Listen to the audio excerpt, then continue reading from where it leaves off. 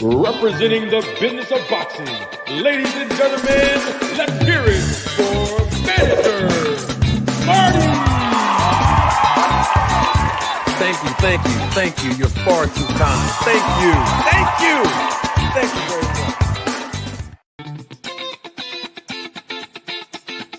much. Representing the business of boxing, ladies and gentlemen, let's hear it for Manager Marty!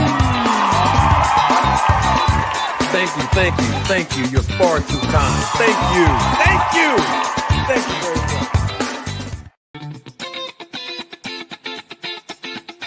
Representing the business of boxing, ladies and gentlemen, let's hear it for Manager Marty! Thank you. You're far too kind. Thank you very much.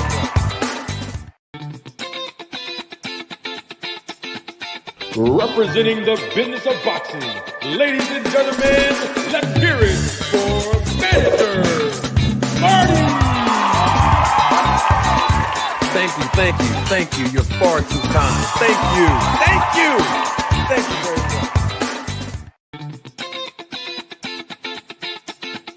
much. Representing the business of boxing, ladies and gentlemen, let's hear it for Manager Marty! Thank you. You're far too kind. Thank you very much. Ladies and gentlemen, members of the jury, members of the Road to Tape film crew, welcome to another episode, another edition of Road to Tape podcast with Manager Marty. I'm your host, Manager Marty. We need answers. Man, I'm so excited to be here this morning. And I see that the viewership is increasing exponentially. Come on in, y'all. I welcome each and every last one of you. Come on in. Grab a plate. Have a seat. Come on in and grab a plate. I have some food to serve you. Yeah, I have some food for thought. Yeah, come on in. Yeah, have a seat. Yeah, I want to welcome each and every last one of you here that are joining me live in living color right here on the broadcast. Those of you that's watching the replay of this live, I welcome you. And of course, I can't leave out welcoming my haters, my detractors, my spies. Oh man, I welcome all of you as well. We're going to have a good show today. I just want to break down just a few things. I promise you I won't hold you too long today. And every time I say that, it's like we always on here for at least 2 hours. But I assure you, we're not going to be on here for 2 hours today. However, I did drop the link in the chat, though. Okay? I definitely dropped the link in the chat if anyone want to come up and have a conversation with me. Whether you agree with me or not, whether you like me or not, it is not important. Link is pinned to the top of the chat, and all perspectives are welcome. I want to start this show off the right way. And first and foremost, let me show my face, because, you know, when I wear all black, I just want the people to know this. It's certain outfits and attire that I wear to give us an indication to my audience of what type time I'm on for the lives. And when I wear all black, you know, I got the do-rag on, the hat tilted like I'm back in North Philly again. I just want to ask a few questions. That's all. Might cause a little controversy today. But, that's not beneath me. That's what I do. I might wear a hoodie here and there with the hood on. I'm targeting certain, content creators who be hating on me or whatnot. But today, we in all black mode. I got a couple questions I wanted to ask. First question, did y'all check out, the ones of you that were not here, did you all check out that video I published yesterday afternoon when Victor Conti was on the Netflix documentary telling y'all He's not a doctor and he doesn't know why people mistake him as a doctor. He said, I guess it's because, you know, I'm interpreting blood testing results and I'm interpreting athletes' blood, and then I'm giving them recommendations. He's even diagnosing athletes, and I'm going to get to that. Not today, but soon in the next, probably the next couple of days. We're going to get to him diagnosing a few athletes, particularly boxers. Did y'all see that video from yesterday? I wanted to ask y'all about that because, you know, I just find it interesting that Jeff Nowitzki on that Netflix documentary, and I pointed this out in the video I published yesterday. Most of you were here live and you saw a little piece of that a couple of days ago. But you know, I got a new audience that's joining us, not just a new audience to the channel, but also a new audience joining the lives. Okay, and so that's why I want to bring everybody up to speed. Don't want anybody to miss anything. Double salute to my homegirl. She's always supporting not just my channel, but other channels on YouTube, including my guy Deem is here. Double salute to Ty. Ty is a member of the channel. She's a supervisor of the Roller Tape Film Crew. Ty, I want to tell you this like I always do from the bottom of my heart, sweetheart. I appreciate all of your contributions, including the most important asset that we all have attained, and that is our time. So thank you for contributing your time and your financial resources here on this channel, here on my platform, Ty. It is extremely greatly appreciated. And Ty says in the super chat, let's get that air fryer started. And you know the reason why Ty is saying that, because that is the first super chat, but definitely, hopefully, not the last that we're going to get in this live broadcast. But the more contributions, the more support that I get, not just through the cash apps or the super chats, but even the engagements in the chat when I'm asking questions and I'm engaging the chat to be able to converse with me virtually. The air fryer just start warming up as time progresses. And that's what I love about what I do here and the support I've garnered over the last 2 years and 2.3 million views that we have on the channel. And double salute to my guy, Big Bob Gunn. He's always supporting the channel. Thank you for your contribution and your support, Bob. Appreciate you, big dog. Now, I want to also salute the other members of the channel and supervisors of the Roll the Tape Film Crew. I got my guy, double salute to him. Jeremy Austin is in the building. What's going on, big dog? And also, double salute to All Things. He's a member of the channel, supervisor of the Roll the Tape Film Crew. Miss Joette is here. And you know, when we have Miss Joette and Todd and the ladies here being so graceful and eloquent in the chat, you know it's going to be a good live. Because a lot of men on YouTube get so emotional. A lot of men on Twitter or X, formerly known as Twitter, and social media, they get so emotional. You see how Terrence Crawford getting so emotional. I don't know why Terrence Crawford's getting so emotional, but a lot of men be getting emotional. And the ladies that represent the sport of boxing as fans, they are so graceful, so modest, and I love that. And there's nothing like seeing a woman being modest and humble, especially in the presence of men in a predominantly male sport like boxing.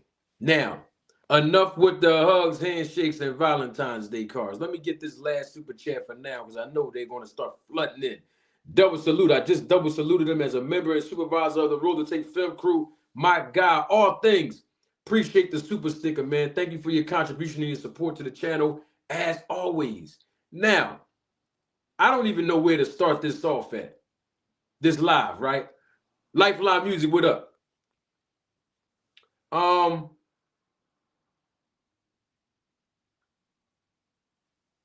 The thing about it is this. What's up, Steve? Omega Red is here with us. Check this out, right? Let me see. Where can I start? All right, I'm gonna start this. I know where I'm gonna start it at right here. Go on, y'all. Look on your screen real quick. All right, bam. Let me show y'all something real quick. I'm gonna start this off like this. Yeah, I don't go by a script. I'm unscripted. Yeah, every live I do, every video I publish, unscripted, right from the top of the dome. I don't write anything. Honestly, I don't write a lot of things down. Be honest with y'all. But check this out, right? Look at your screen real quick, right? I just find it intriguing, right? I really do. It's really intriguing me for the last couple of days that when I do like videos on Vada or Victor Conti or Devin Haney or Terrence Crawford or any snack fighter or anything relative to what I be talking about, right? I don't do it every day because there's a lot of information and I don't want to saturate social media because I'm gonna be honest and keep it 100 with you all. I really need to work on like being more active on social media, like X, formerly known as Twitter, and then my Instagram page. I'm gonna get better at it, y'all. I promise y'all. You know, I have a lot going on in my life. Good things, good things. So I don't dedicate full time. You know, like some other content creators, they have like full time, 5 videos a day, 3 lives, 4 lives, 5 lives a week and stuff. And I can't commit. I would love to, but I can't commit as much. So I need to be more of a presence on social media. But I'm going to work on that in 2025. But here's the thing, right? This is my ex formerly known as Twitter account, right? I tagged Devin Haney, Victor Conti, Vada, and one tweet, Ryan Garcia, even Terrence Crawford. I did this January 3rd. That's a video. You see the link. And then the next day, January the 4th. And then yesterday. The top one is from yesterday. The second one is from January the 4th. And the third one is, the one at the bottom of your screen is from January 3rd, right? I'm just trying to figure out why these guys not responding to me. I mean, Terrence Crawford, right? Vada, Victor, all of them, right? They responding to Ryan Garcia. Now, I'm not saying I want attention. That's not what I want them to say my name. Because when they say my name, can somebody hashtag say my name in the chat for me? Let's get some engagement here this morning as the viewership is increasing exponentially. Can somebody hashtag say my name? AJ64, appreciate you, big dog. Can somebody hashtag say my name? Because I want certain people to say my name. Thank you, Ty. And the reason why I want people to say my name is not so that I could get attention. I don't do things to get attention. It just so happened that when I do things, I get attention. That was a bar right there too. And I actually wrote and recorded that like 10, no, maybe 11 years ago in the studio. But anyway, I don't do things to get attention. It just so happened that when I do things, I get attention. Thank you, Veronica. Good morning, sweetheart. How you doing? Big Bob Gunn, appreciate you. All things. Jay Mills, Todd, thank y'all for that. In the chat, say my name. Yeah. See, I want them to say my name because when they say my name, it lets me know that they are acknowledging what I am saying. It's not about me getting attention from any of them. But what it is when they say my name, that means that they know exactly what I'm talking about. And I want them to answer my questions.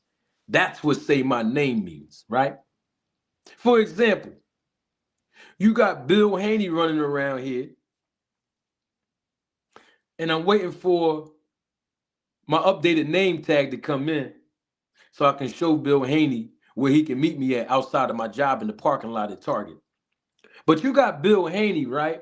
He said on Fight Hub TV, y'all remember that a couple weeks ago, right? On Fight Hub TV, that interview he did. You know, Fight Hub has over 2 million subscribers. And Bill Haney chose to say, you know, what did he say, Dean? What did he say, Dean? He said, we have a content creator, a guy. He said a guy, and then the guy, Vallejo's, what's his name? The guy Vallejo's, he interrupted him. You know what I mean? The guy Mark Vallejo's from Fight Hub TV, he interrupted him and said, no, you ain't gotta do all that. This is not a show to come at content creators. And then Bill Haney says, no, we can do what we want. You know, there's a guy, a Walmart manager. See, they want to insult me, right? About Walmart manager, I'm a Target manager, and guess what? I'm about to get my interview popping next week so I can become the manager at Chick-fil-A, right? But anyway, Bill Haney wanted to discredit me and say Walmart manager and Target manager, right? But the thing is, I want him to say my name. See, don't throw no subliminals. Don't throw subliminals, say my name. Yeah, say it. Because by him saying manager at Walmart and all this, manager at Target, we want to know who he managing boxing. That's letting me know right there, even though it's subliminal. Thank you, Lucky, for saying say my name in the hashtag. See, it was a subliminal, but that lets me know Bill Haney heard what I said in my videos. He see his son name in my titles and his face in my thumbnails, right?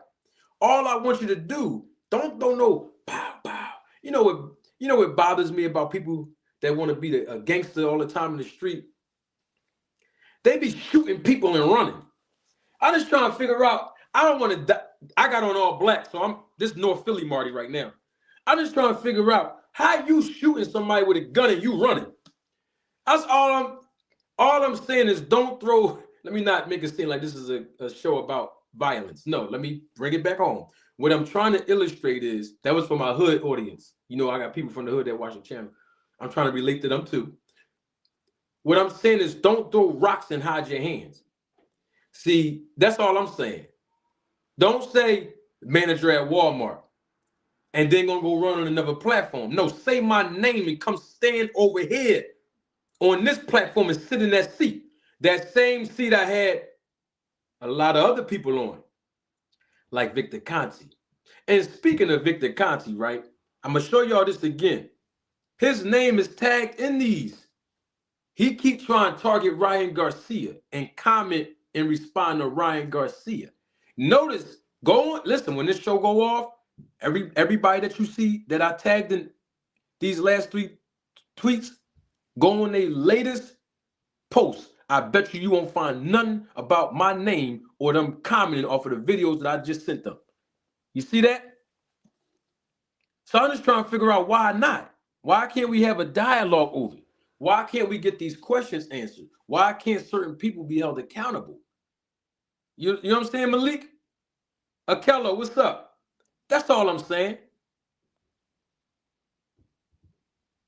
And that's all, AJ64. That's all I'm saying, bro. Why can't we have accountability to these people who keep using hearsay? No evidence, no facts, they just talking. And that's all I'm saying. I mean, it got to a point, right, where even Errol Spence tweeted about this within the last 24 hours. Go on and look at your screen. Somebody named General at Keys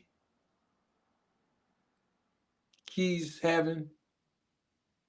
Yeah, I don't know who these people are that be on Twitter. None. I mean, I know Errol Spence is, but a guy named General at Keys having, he said in the middle of your screen, you can see it. So what you really saying is niggas, the N-word, really be cheating. So what you really saying is niggas, or ninjas, as people say ninjas, really be cheating. And that's what the guy General at Keys having said. And then Errol Spence responded to that by saying, I don't know for sure, but I think so. So even Errol Spence believes that there's other boxers in the sport that are cheating. Okay? I'm just saying that's what Errol Spence said. That's what Spence said. Then, if you go at the bottom of your screen, Errol Spence also stated, and I will read, he says, I really could be training, taking PEDs, juiced up for 2 years, taper off, and kill someone. It's nothing in place to protect these boxers, especially if you're not an elite fighter. They don't give a crap about you. They don't give a darn about you. Okay? And so that's what we're talking about now. See, Errol Spence understand that there's cheating going on in boxing, right? Now, he didn't say he would take PEDs or be juiced up for 2 years. He didn't say that. He said, I really could be training, taking PEDs, juiced up for 2 years, taper off, and then kill someone because there's nothing in place to protect these boxers, especially if you're not an elite fighter. They don't give a crap about you. See, what Errol Spence is doing is he's exposing the fact that there is limited protection for boxers to go in the ring against athletes and other opponents who are actually cheating on PEDs. You see what I'm saying? Now, I don't know if Errol Spence watched any of my videos in the past year and a half since I've been speaking on this, and I started with obviously his fight with Terrence Crawford when I started raising awareness of people's performances being enhanced. Now, whether it's illegal or legal, we'll leave it up to the experts. We leave all that up to the experts. But at the end of the day, I mean, it is suspicion. It's definitely a suspicion, especially a crowd of suspicion following behind and above and around Victor Conte. Okay? And we know these things. Some people are just downright suspicious of the guy. Now, I don't know if Errol Spence is. I know Errol Spence and Victor Conte had some words on via social media in the past. You know what I mean? But Errol Spence is waking up. Ryan Garcia is waking up. Tank Davis is waking up. When Tank Davis watched, and I'm assuming, and I'm assuming because of the timeline, I did 2 videos. Let me show my face so that people can know I'm not clout chasing like some of these other people be doing. Listen, I'm gonna tell y'all what drove Victor Conte over here, right? I did 2 videos. This was a year and a half ago, really. I did 2 videos, right? Where I connected Victor Conte, Vada, and Snap.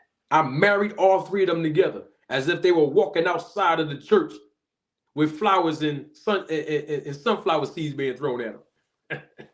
And then 2 days later, after I dropped those 2 videos, and anybody can go fact check me and look at the timeline, Tank Davis, and I did a short on this, Tank Davis, he went on X, formerly known as Twitter, and said, get that Snack S out of boxing. And yes, the reason why I believe that Tank Davis may have watched that video is because I put Tank Davis' name in the title because he and Mario Barrios were the subject matter of an old interview that Victor Conte did that I pulled out of my archives to illustrate a point. And even if Tank didn't watch it, I mean, I don't care. The bottom line is people are starting to become educated. Now, as far as I'm concerned, before I got on YouTube, my first video I published was in October 2022. Before a couple months before the other guy over there, Blueberry Sports TV, before he started throwing these shots at me, because I didn't even know who the guy was. But before that, when I started doing videos, I was probably doing 1 video every 2 days. I didn't know about how YouTube worked, where you got to do a video every day or 3 videos a day or whatever. But anyway, I started talking about certain subjects, and certain people wasn't really being hip to it, because once I start gaining traction, people wanted to listen to me break down the potential negotiations between Terrence Crawford and Errol Spence, right? But the thing about it is, once I started to touch on Victor Conte's tweets in February of 2023, I stepped back for a minute. Double salute to my guy, Band Up. He's a member of the channel, supervisor of the Roll the Tape film crew. And I know that's your man, Band Up. And I appreciate you supporting the channel over here. That's my guy. Band Up's my guy. I'm talking about your man Blueberry. Yeah, Blueberry Sports TV. Well, anyway, my point is, though, I stepped back for a minute because I didn't have the audience that I needed to galvanize the boxing community to hear and see the benefits of the research I've conducted for over 15 years, and the viewership is increasing exponentially, right? Now, the air fryer is still at 275 right now. Now, the more contributions we get in the super chat or the cash chat, the air fryer is going to warm up. Okay, so we need the support of the channel to be able to disseminate this information. Okay, now, ever since then, from a year and a half ago to today, more boxers, more boxing managers, more promoters, more boxing fans have all been in tune to the videos and the lives that I've been publishing constantly for a year and a half. I'm talking about with regards to a particular subject matter, and that is PED usage in the sport of boxing and anything suspicious surrounding it. I'm not just targeting particular fighters. I'm talking about all of them. I didn't forget about Conor Ben. I got a video about to drop on him next because I'm still waiting for Conor Ben to come out and tell us why him, his legal team, and UCAD and the British Boxing Board of Control, I want to know why they seal and lock up the documents of the outcome of his quote-unquote suspension that was lifted. Yeah, I'm talking about Conor Ben, the one that's talking about slapping people and all this rage that he had. You know, when he tested positive, he said it was in his eggs. I don't know, but all I'm saying is we waiting for Conor Ben to give a statement. I know he's about to fight Chris Eubank Jr. and they talking about it. I want to hear him. He never gave a statement on what happened.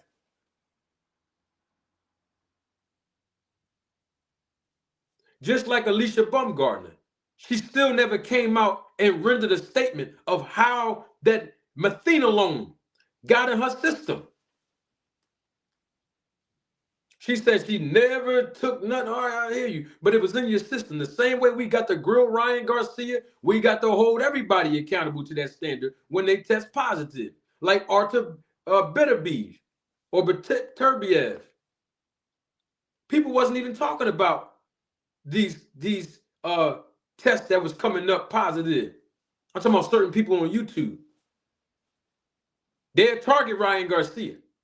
But what about Conor Ben, Alicia Baumgartner, Beterbiev or Beterbiev? I didn't just wake up in the morning and start talking about this. That's all I'm saying, because the last time I checked, and I could be wrong because I wasn't here 2 years ago, or past 2 years ago, or prior to 2 years ago, nobody was talking about VADA testing, SNAC, Victor Conte. They wasn't talking about this consistently on YouTube. So that's why some people look at me as the poster boy, as a trailblazer in anti-doping advocacy. I hope I'm saying that real right, because you know I'm a college dropout and all, you know. I'm broke. You know, Richard O'Neal called me broke, so you know. Advocacy, yeah, I think I'm, you know, I'm not going to lie. I do act slow sometimes. It helps. It works. Hey, you seen when I was acting slow when Victor was over here, walked him right in it. I walked him right in it. Sometimes you got to play slow for people that got a big ego. You know what I mean? You got to play slow, act dumb. When you suspect people of having a personality disorder, make them think and feel that they're controlling the environment and let them keep on doing this. Oh, I love using that tactic. It's a positive tactic. And speaking of because I, said Richard Donaire, and I was talking about Victor Conti, right? Check this out, right? I want to show y'all. There's a lot of people, y'all might have forgot about this. I didn't forget. Remember when Richard Donaire did them live videos about me, them 2 lives? Y'all remember that? And this is from her phone and the screen that she put up on her live. Huh? Y'all remember this 7, 8, 9 months ago? I just screenshotted it. I wanted to show y'all what time it is. I showed y'all this when I did a live to respond to her, but some of y'all might have forgot. And then we have new people over here, the audience, you know what I mean? That's new to the channel. There's a reason why I'm bringing this up. Now, I'm going to show y'all something, right? This is not from my phone. This is not from any text thread between me and Victor Conti. This is from Rachel Donaire now. I'm going to show y'all something. All Things was here. Dean was here. AJ64, Band Up. A lot of the people that's in the chat right now was here when I did that live on 2 lives, actually, to respond to Rachel Donaire and the lies that she told about me and the disrespect, right? So when I saw her, this is when I realized that, Rachel Donaire made it seem like me and her was cool, because she was coming up on my panel. She made me think that we was cool. You know what I mean? I still got respect for Nonito, though. But anyway, I'm just saying, right? Like, but the whole time she was coming over here, like, in my estimation, hindsight being 2020, she was coming over here, like, trying to defend Victor Conti. But I didn't know. Because she was engaging in the chat on a panel. But see, I noticed I had went back when that beef happened between me and Rachel. I had went back and looked at my content, and I realized, like, dang, every time I said something about Victor or Snack or Vada, even before Victor Conti came here, Rachel was here. But when I was talking about anything else, Rachel wasn't over here. She wasn't on my panel or on the live and everything. So I had to realize what was going on. But anyway, look at your screen, right? Because I screenshotted this to show y'all, since we talking about character, right? And how Victor Conti responded to certain things, right? Now check this out. On the right side of your screen, where it's black, right? That's what Rachel showed the public in her live when she was coming at me. And she was trying to say, see, I reached out to Victor Conti on behalf of manager Marty. He wouldn't have got Victor over here if it wasn't for me, right? But see, people start getting sensationalized with the sauce, and they don't check whether or not the meat or the noodles is expired before you throw the sauce on top. Double salute to my guy, Fort Green Pharaoh. What's up, big dog? He's a member of the channel, supervisor of the Road to Take Film Crew. So watch how character always come into play. Watch how integrity always come into play. Now check this out. On the screen on your right? Well, maybe it's on my right, might be on your left, but on my right, it's a black screen. That's the screen that Rachel Donaire put up to illustrate her point, right? But on the left side of your screen, where all white, I circled it for y'all, and I did my homework on this 8 months ago, but I'm bringing it back around for a reason, right? But check this out. Look at the white background of your screen. Y'all see that, right? I circled it for y'all, man. I circled it. What's wrong with this picture, Dean? Fort Green Pharaoh, AJ64. What's wrong with this picture that's on your screen? Band Up. What's wrong with this picture? Hey, Ty. What's up with this picture on your screen? Secret Dance Move. What's up? A10, who been listening while you've been at work. A10, what's wrong with what's on your screen? Miss Joette, look at your screen, Miss Joette, if you can. Hey, Akello.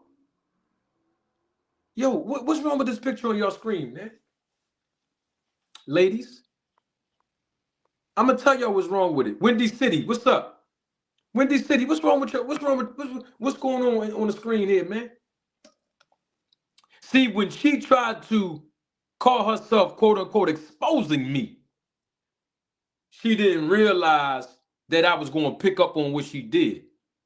See, she wanted to play the games and manipulate the audience and manipulate y'all, the people, to make y'all think that she did me some kind of big time favor, trying to expose me.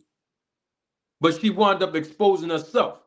Now, my question would become, why did she delete that message? Thomas Banks, what's up? Monty Tucker. Oh, that's my guy, Monty Tucker here.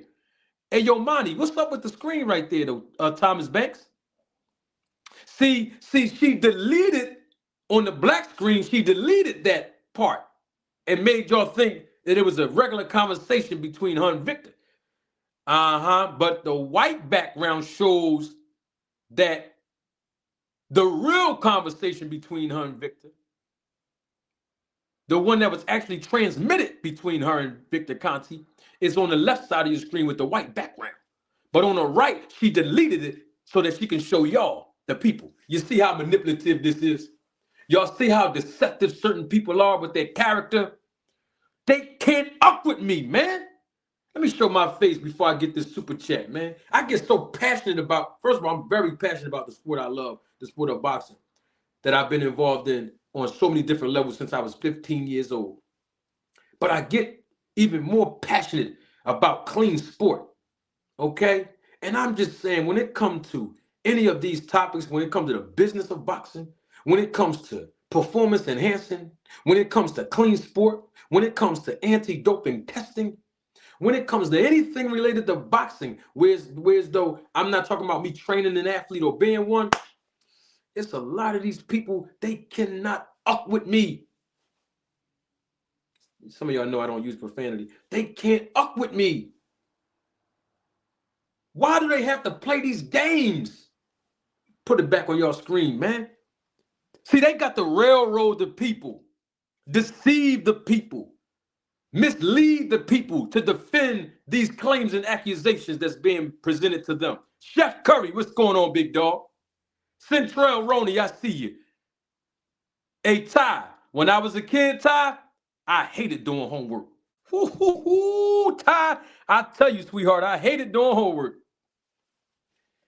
Hey, where my man Dean at? Dean from Philly. You know how, let me show my face because Dean, my man. Dean from Philly. Dean, you know how it is. My mom was rough. My mom was a single mother, man. She was rough on us. I'm from the project. Some of y'all might not know. I'm wearing black in solidarity of the hood. You know, I got audience members that want to know more about boxing, so sometimes I got to translate it for them. I got to speak their language. I'm wearing black, all black today. Like I'm back in my hometown in North Philly, right? My mom used to make me and my siblings come home from school. We had to sit at the table, conduct study time, read a book, and do homework just to go outside. I hated doing homework because I wanted to just come in like my friends, throw my book back down and run back outside. My mother wasn't having that. I hated doing homework. All my years from elementary all the way to high school, I hated it. Oh, but ever since I got out of high school, especially 15 years ago, doing research on this, I love doing homework. They can't up with me. They can't hold the candle next to the work I presented. There's nothing they can do. Well, it is one thing they can do. Let me take my glasses off so I can hear myself say this. All they got to do is answer the questions. They ain't got to keep insulting me and calling me names. Just answer my questions. What we got to go back and forth for? Answer them. The people want to know truth. So all I'm saying is back to the deceptive practices of Rachel Donaire. All I'm saying is, why did she delete that? See, she deleted that. You see where it say youtube.be/58W? That's the link to one of the videos I did that she sent to Victor Conti, which I didn't know that she did. She sent 2 of them. But the thing is, she put under there to his limited knowledge. See, they tried to play games with the people and make y'all think that I had limited knowledge. They underestimated me, Dean. It's just the truth. Secret dance moves. They underestimated me. But see, look, watch this. Go back on your screen on the left side where all the white is in the background. She says he was exposing Memo the other day. She's referring to the guy who's been in David Benavidez camp for years, Memo Heredia, another guy who went down during the Balco scandal for manufacturing, producing, injecting, and providing performance-enhancing drugs to athletes. And guess what Victor Conti's comment was when she said he was exposing Memo the other day? Go on, look at the bottom of your screen. On the black and white background, Victor Conti says, I like that. You see that?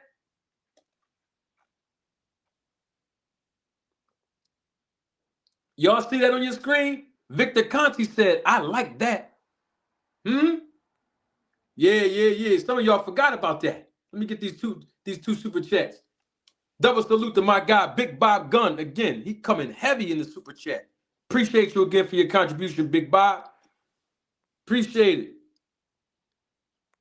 Big Bob says, don't stop cooking. The air fryer is starting to warm up now.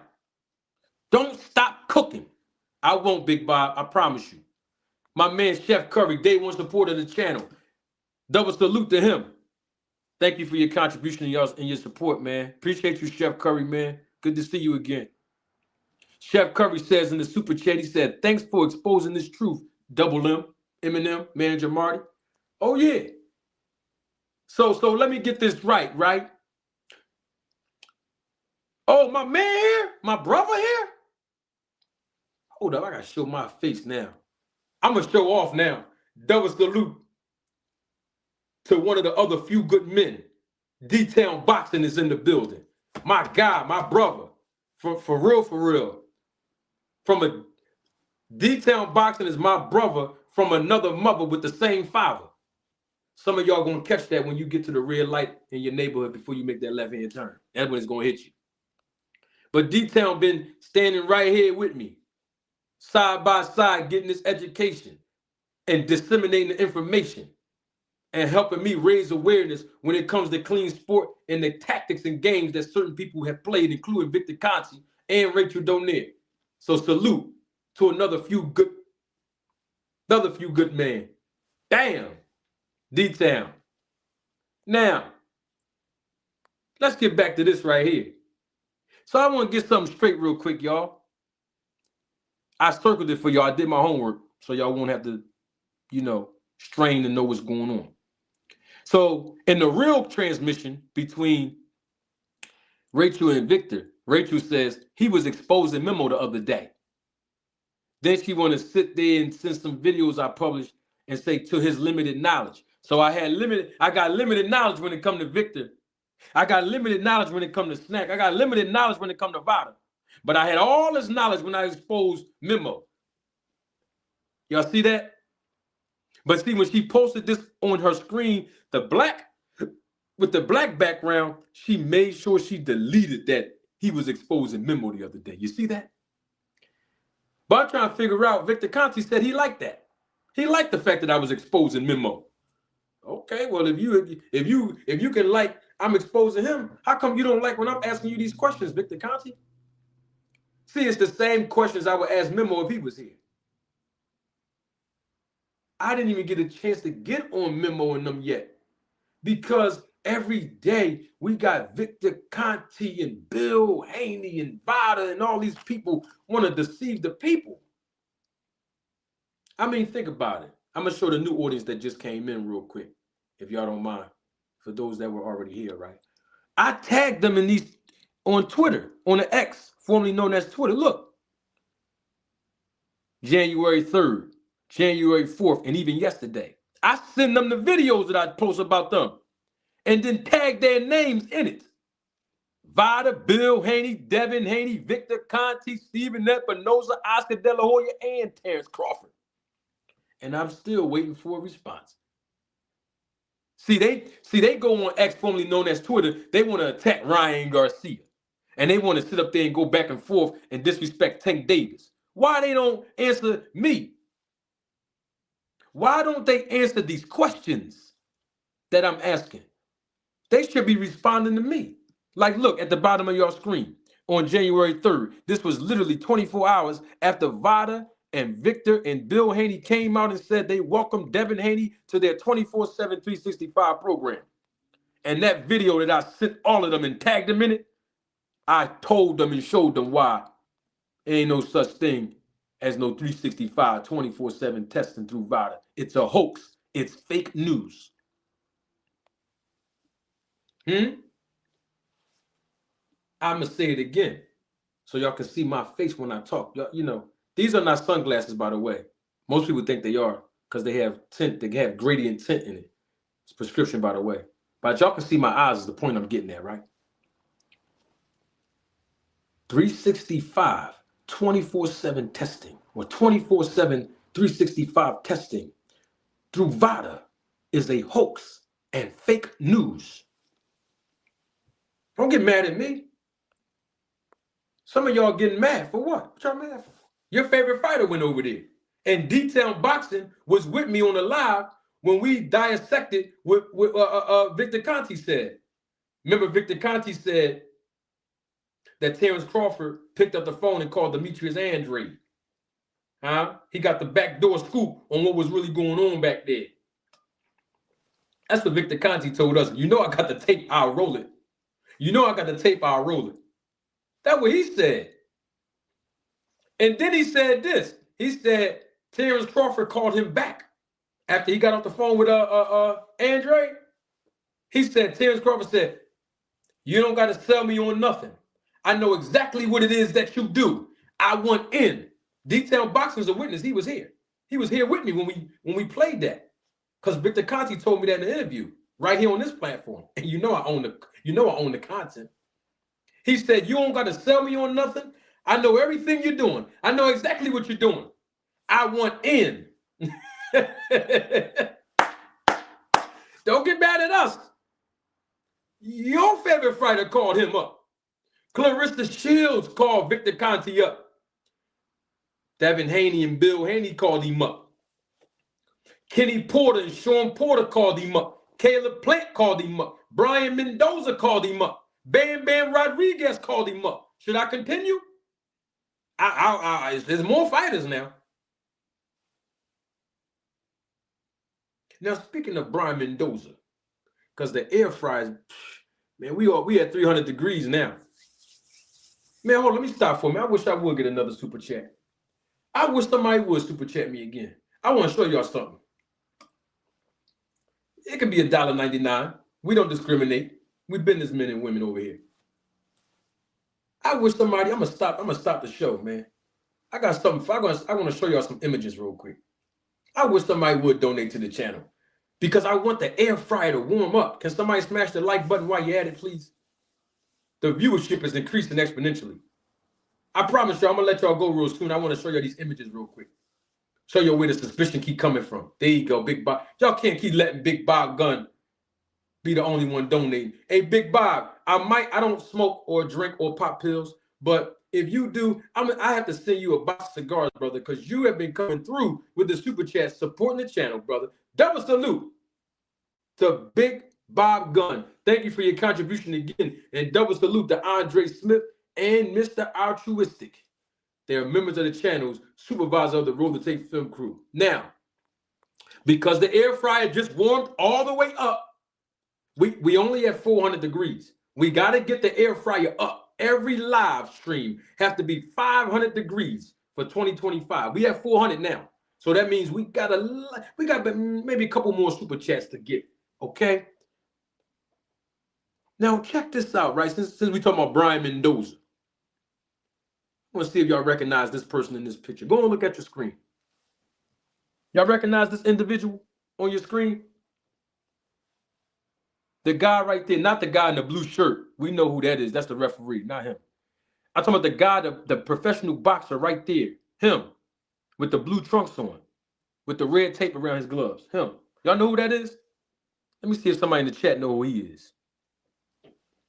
Anyone know who that guy is? Double salute to my homegirl. I got to send her a gift too. She's always supporting the channel. Thank you again, Ty, for the super chat. Ty says, keep cooking. I certainly am. I certainly am. I just started. I just started getting warmed up in 2025. Man, I got so much. What? I got so much information in the archives. I'm just ready to just spill it all out. Thank you, AJ64. AJ64 said that's Brian. Is that Brian Mendoza? Hey, Albert. Hey, Albert. Albert said, yeah, I remember him dropping Fiondora. Yeah, I got something for that. That's exactly what I'm about to bring up, Albert. Okay, so stay right there, all right? Stay right there on that thought process. But that's Brian Mendoza on your screen. For some of y'all don't know who that is. That's Brian Mendoza. Now look at his physique. See, this is pre-snack. Y'all see him? That's Brian Mendoza. This is before he was with the snack protocol with Victor Conti. Look at his physique, y'all. Just go on and look at it. Don't get mad at us. Don't get mad at Manager Marty and the Roller Tape Film Crew. We just pointing out observations and truth. That's all we doing. Don't get mad at us. That's when I say don't get mad at me, I actually really want you to get mad at me. But look at that. That's Brian Mendoza. This is before he went to Victor Conti in the snack protocol now. Oh my gosh, that air fryer is at 450 degrees now. Double salute to Mr. Altruistic. He came right in and start putting money on the grocery bills. Thank you for your contribution and your support, Mr. Altruistic. Thank you for the super chat, my brother. I appreciate you. And he says, salute, my brother. Cook. You know we're going to air fry Mr. Altruistic. Always. And then my other guy, man, he's a day one supporter of the channel, man. My main man, Pots and Pans. Double salute to him. Fort Green Pharaoh. Thank you for the super chat. Always supporting the channel with your contributions, man, and I appreciate you. And Fort Green Pharaoh says in the super chat, serve the dish. Piping hot, Manager Marty. Obviously, they want the smoke. You better believe it. Now, hold on for a minute. Hold on, y'all. Hold on. Let me take this picture off. I got my brother coming on. You know, I got to stop my show for my brother when he come on. Hold on, let me do something real quick. There you go. Brother, yeah. My man, what's going on, brother? It's all good.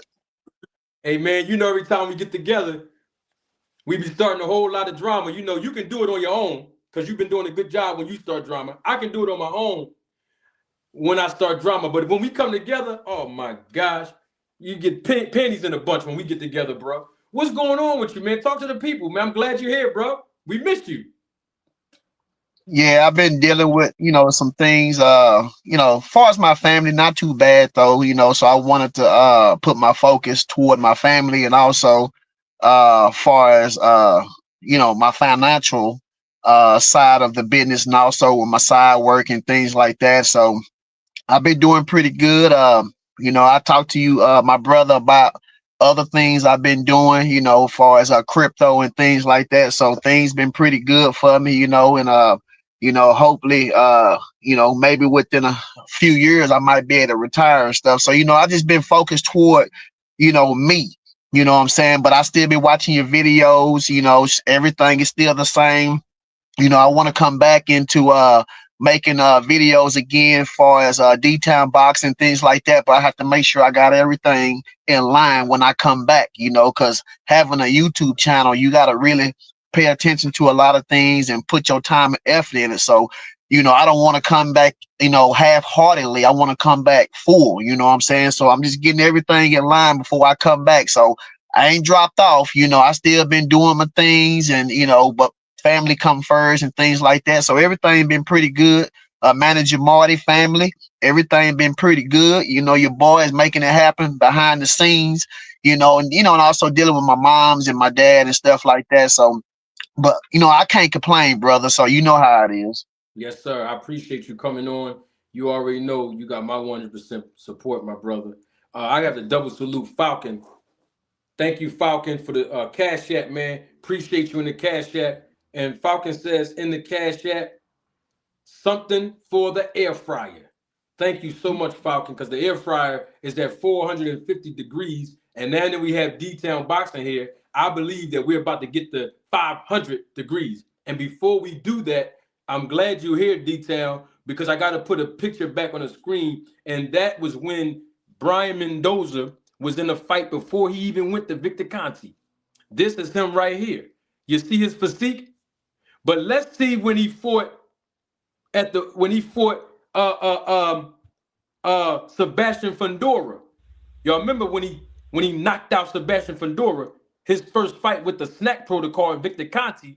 And here's how Brian Mendoza looked at the weigh-in for that fight. Bam! Ooh! Hey, detail, you see his physique, brother? That dude chiseled. Ooh, look at his obliques. Oh my gosh, the snack program works.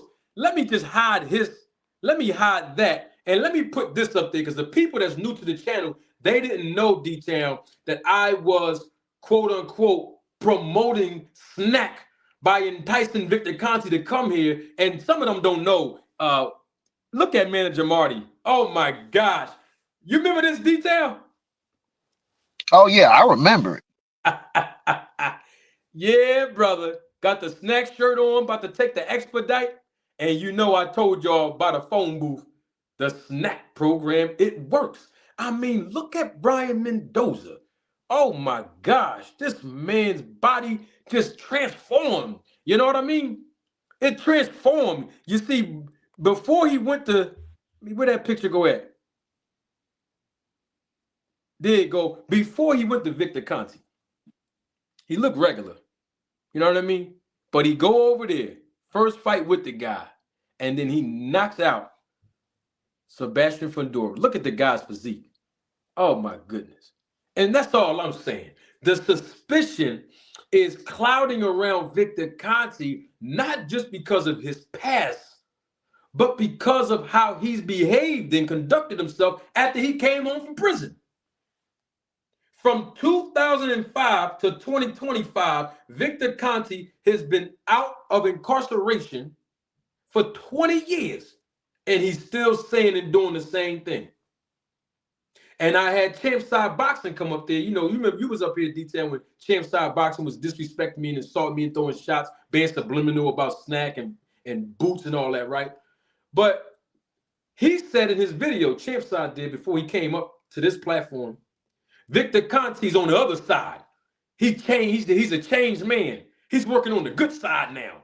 He was a criminal before, but now he's working on the good side. And when Champ Side got here, I asked him, well, how do you know? If Victor Conti's doing the same things that he's been doing from the Baco days with the comprehensive blood testing, working with athletes, giving them supplements and other things, thank you, Terrence Crawford, and other things, how do you know? He's still with the same people that he was with that went down when he in the Baco scandal, like Remy Korchimny. So how do you know? What evidence and indications do you have that Victor changed? I'm not saying he didn't. I'm just asking you since you made that statement. And Champside said, no. See, what I meant was when I say reform, you got to follow my thoughts. No, I'm not following your thoughts. I'm not God. I'm following the words that you said out of your mouth, bro. And you don't have no evidence. But if you look at the evidence that I'm presenting, if you look at the evidence that Detailed Boxing has presented, then you know that there's something wrong with this picture. Like the picture I'm going to put back on your screen again. This Brian Mendoza. That's before he went to Snack. This Brian Mendoza when he went to Snack and knocked out Sebastian Fundora. It doesn't stop there. I'm going to show y'all a picture if y'all know anything about wrestling. Some people that, you know, that's here, they know about wrestling. Yeah, bam, look at this guy. Y'all remember him? Let me see if the chat can engage for a minute. Does anyone know who this guy is holding the belt in the air with the black tights on? Anybody know who that is? What's up, Brian King? I see you. Centrell, what up, big dog? A Real Deal 92. Yup, you right. Bam, let me put it on the screen so people can see who that is. That's Lex Luger. Yeah, the wrestler, Lex Luger. Thank you, James Marshall. That's Lex Luger.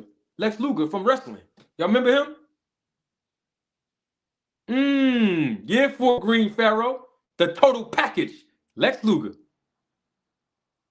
Look at him. I want y'all to look at something real quick, right? Look at Lex Luger's physique. Look at his obliques. On his left side, but the right side of your screen. Go ahead, look at the middle of the screen on his obliques. Every time I look at this picture with Lex Luger and his obliques, it reminds me of Caleb Plant obliques while he's with Victor. Ooh, let me show you Lex Luger. Bam. Now let me show you Caleb Plant with Victor Conti in the snack. Bang. Ooh. Hey, D-Town, you know I can't make any of this up, brother. What's your take on all this, D? It works. Like we've been saying, people like to beat around the bush and, take out things, put in things. At the end of the day, these people spend their money with a guy knowing that this man is going to make them who they want to be. We know this. Why would I go deal with a guy who passed, it's about doing illegal substance and things like that? Why will I deal with a man knowing that people would look at me and say, hey, you dealing with a guy who's cheating? If I could overlook that, knowing that whatever he got works, I'm going to do it. I'm going to overlook that. I'm not going to worry about what people say about me because this man got something that's going to work. I'm going to spend my money with this man. I'm going to deal with this man no matter how people criticize me, and I'm going to become who I want to become. Now, we all know that some of these fighters are great fighters, but they went to Victor Conti for a reason. If you feel that you that good, why would I go and deal with Victor Conti? I just do it by myself. But I'm going to go deal with a known cheater and overlook everything that people say about me. You dealing with this guy, you shouldn't be dealing with this guy, man, makes you look bad. I'm going to overlook all that just to go deal with Victor Conti. And at the end of the day, they go to that back room where that caution tape at, go get that, and come out and make it happen. That's just what that is. In detail, remember I asked Victor Conti 3 times, why do people call him if they're already undefeated? Some of them are world champions. Some of them become world champions with his program. Why do they call you? They're already good. Everything that they've been doing worked before they got with you, since they're undefeated, since they have a good training staff. What did he say? Remember he's talking about the stigma that these fighters, what was that? I mean, I can find it and play it for the people, but you was here. You remember what he said? Well, I know at one point he was talking about money. He said, you like money? He said it's about the money, but we know it's not about the money because he didn't want to pay Terrence Crawford. So we know it's not about that. Mm-hmm. And then people overlook, the criticism that people give toward fighters or people who deal with him due to the fact that whatever he got works. That's just what evolves around. And like you said, these fighters are already good. Some of them are undefeated. Some of them probably had one loss. But they go deal with this guy. They knocking people out now, doing good. I mean, look at Carissa Shields. She went up in heavyweight, knocked out at heavyweight, and knowing that she really don't have no knockout power. So, I mean, you could just go back and look and do your own research. And people have a tendency to overlook things because that's their favorite fighter. You have to put it with my favorite fighter or not my favorite fighter, no matter who it is. You have to do your history, your homework, look at the history, and then you'll see with your own eyes if you really want to see. If you don't, then, I mean, you could talk until you're blue in the face and they still won't see it. Yeah. And speaking of seeing, I want y'all to see this. Let's look at your screen again. This is Lex Luger. I want to impress the image of Lex Luger's physique upon your memory because we're going to come back to this. Okay? Let's go back to Caleb Plant. Look at that. There it is. That's Caleb Plant. There it is. Look at that boy physique. Oh, my gosh. And the reason why I can pinpoint these fighters, their performances are being enhanced, is because I have done research on this. And guess what? I can tell you which fights that these fighters were in over with Victor Conti in the snack protocol. I call it the protocol now, detail, not the program, the protocol. You said the caution tape in the back room. But the thing is, I can pinpoint when these fights happen where their performances was enhanced. Let's take Caleb Plant. Now, Caleb Plant didn't have the snack logo on his trunks when he fought David Benavidez. But the fight before that, when he had the snack logo on his trunks, when he fought Anthony Durrell, he knocked him out cold with one punch. Ain't never seen no Caleb Plant do that. Terrence Crawford fights David Evanesian. And there was no testing in that fight. Me and D-Town already proved that when we broke down the evidence of that. But he knocked out David Evanesian. I'm talking about cold. Put him to sleep with one punch. Something he's never done before he was with Victor Conte. Now, people have told me on this channel, come on, Manager Marty, you hating on Bud. Bud been TKOing everybody. I didn't say TKO. I said with one punch, knockout power, bow, and putting a guy to sleep unconscious. And then we saw what Terrence Crawford did to Errol Spence. I mean, we've seen that already. These are fights I can pinpoint where the performances were enhanced. Now, we'll leave it up to the experts to determine whether it's legal or illegal, whatever. All I'm saying is these are fights that I can pinpoint. Now, let's look at another known snack athlete. In fact, he's Snack's #1 athlete. And he's about to be in a rematch with Ryan Garcia. And apparently, from what's been reported, Detailed Boxing, is that Ryan Garcia is fighting Devin Haney in a rematch, but they're both are going to take interim bouts in between that in, I think, April or May. And Ryan Garcia, I believe he's going to fight Teofimo Lopez because him and Teo, they've been sneakingly and basically hinting at fighting each other on social media. And he was asked about it, and Ryan Garcia even said it in the interview out there in the UK, that that's most likely his next fight against Teofimo Lopez. But then Devin Haney, they're saying he's going to fight Jose Ramirez. I don't know if it was true or not, but I do know that Ryan Garcia and Devin are supposed to fight in a rematch at 147 pounds, but we don't know who the opponent that Devin Haney is going to fight before the rematch.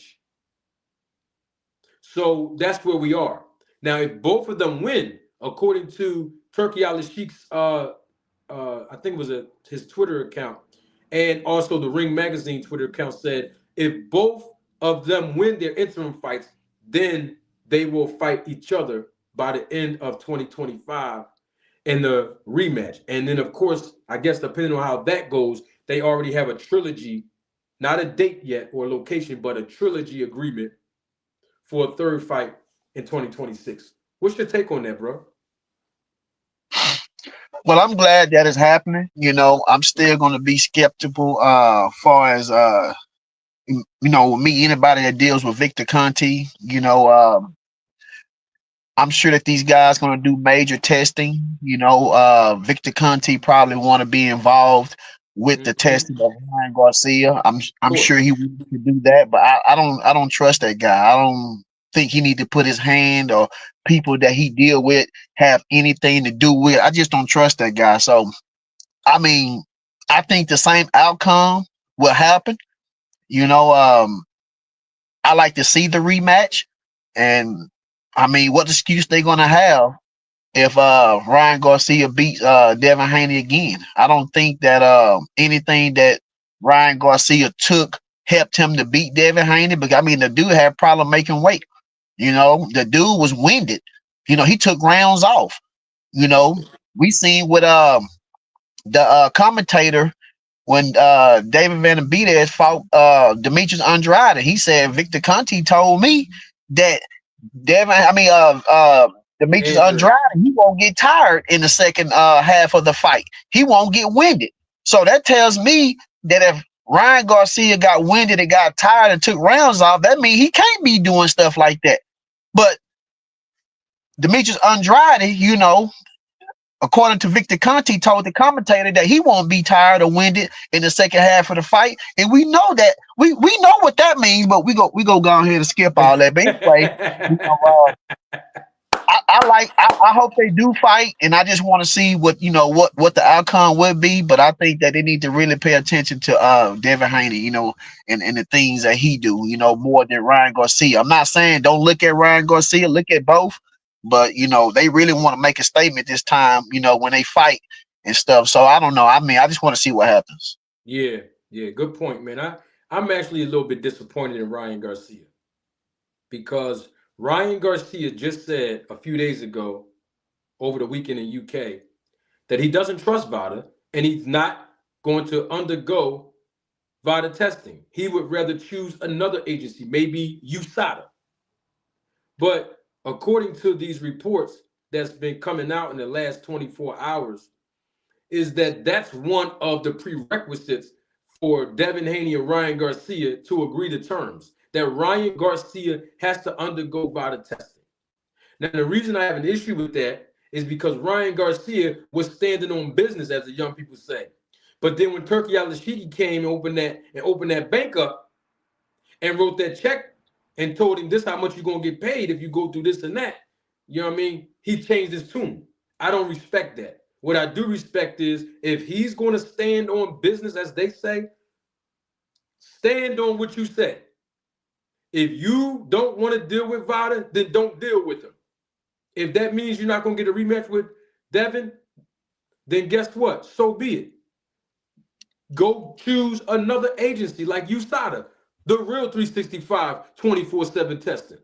Not just being tested 8 weeks prior to a fight, like we know VADA does. That's all I'm saying. Stay in what you do, Ryan Garcia, or anybody. The same way we was on Bill and Devin Haney's helmet. Stay in what you do. Ryan Garcia is no exception to that principle. If you're not going to take VADA and you're going to go take USADA and force them to do it, stand on that. But according to these reports, a check was drew out. Of course, they didn't get paid yet, but the numbers was talked about, negotiated by Turkey Al-Ashiki. And now it looks like, from what we've been hearing now, that Ryan Garcia is changing his tune. And I'm going to say this right now before they even fight, so that we all can have this documented and we can go back and pull this tape up right now what I'm about to say. I wouldn't be surprised if Ryan Garcia tested positive again.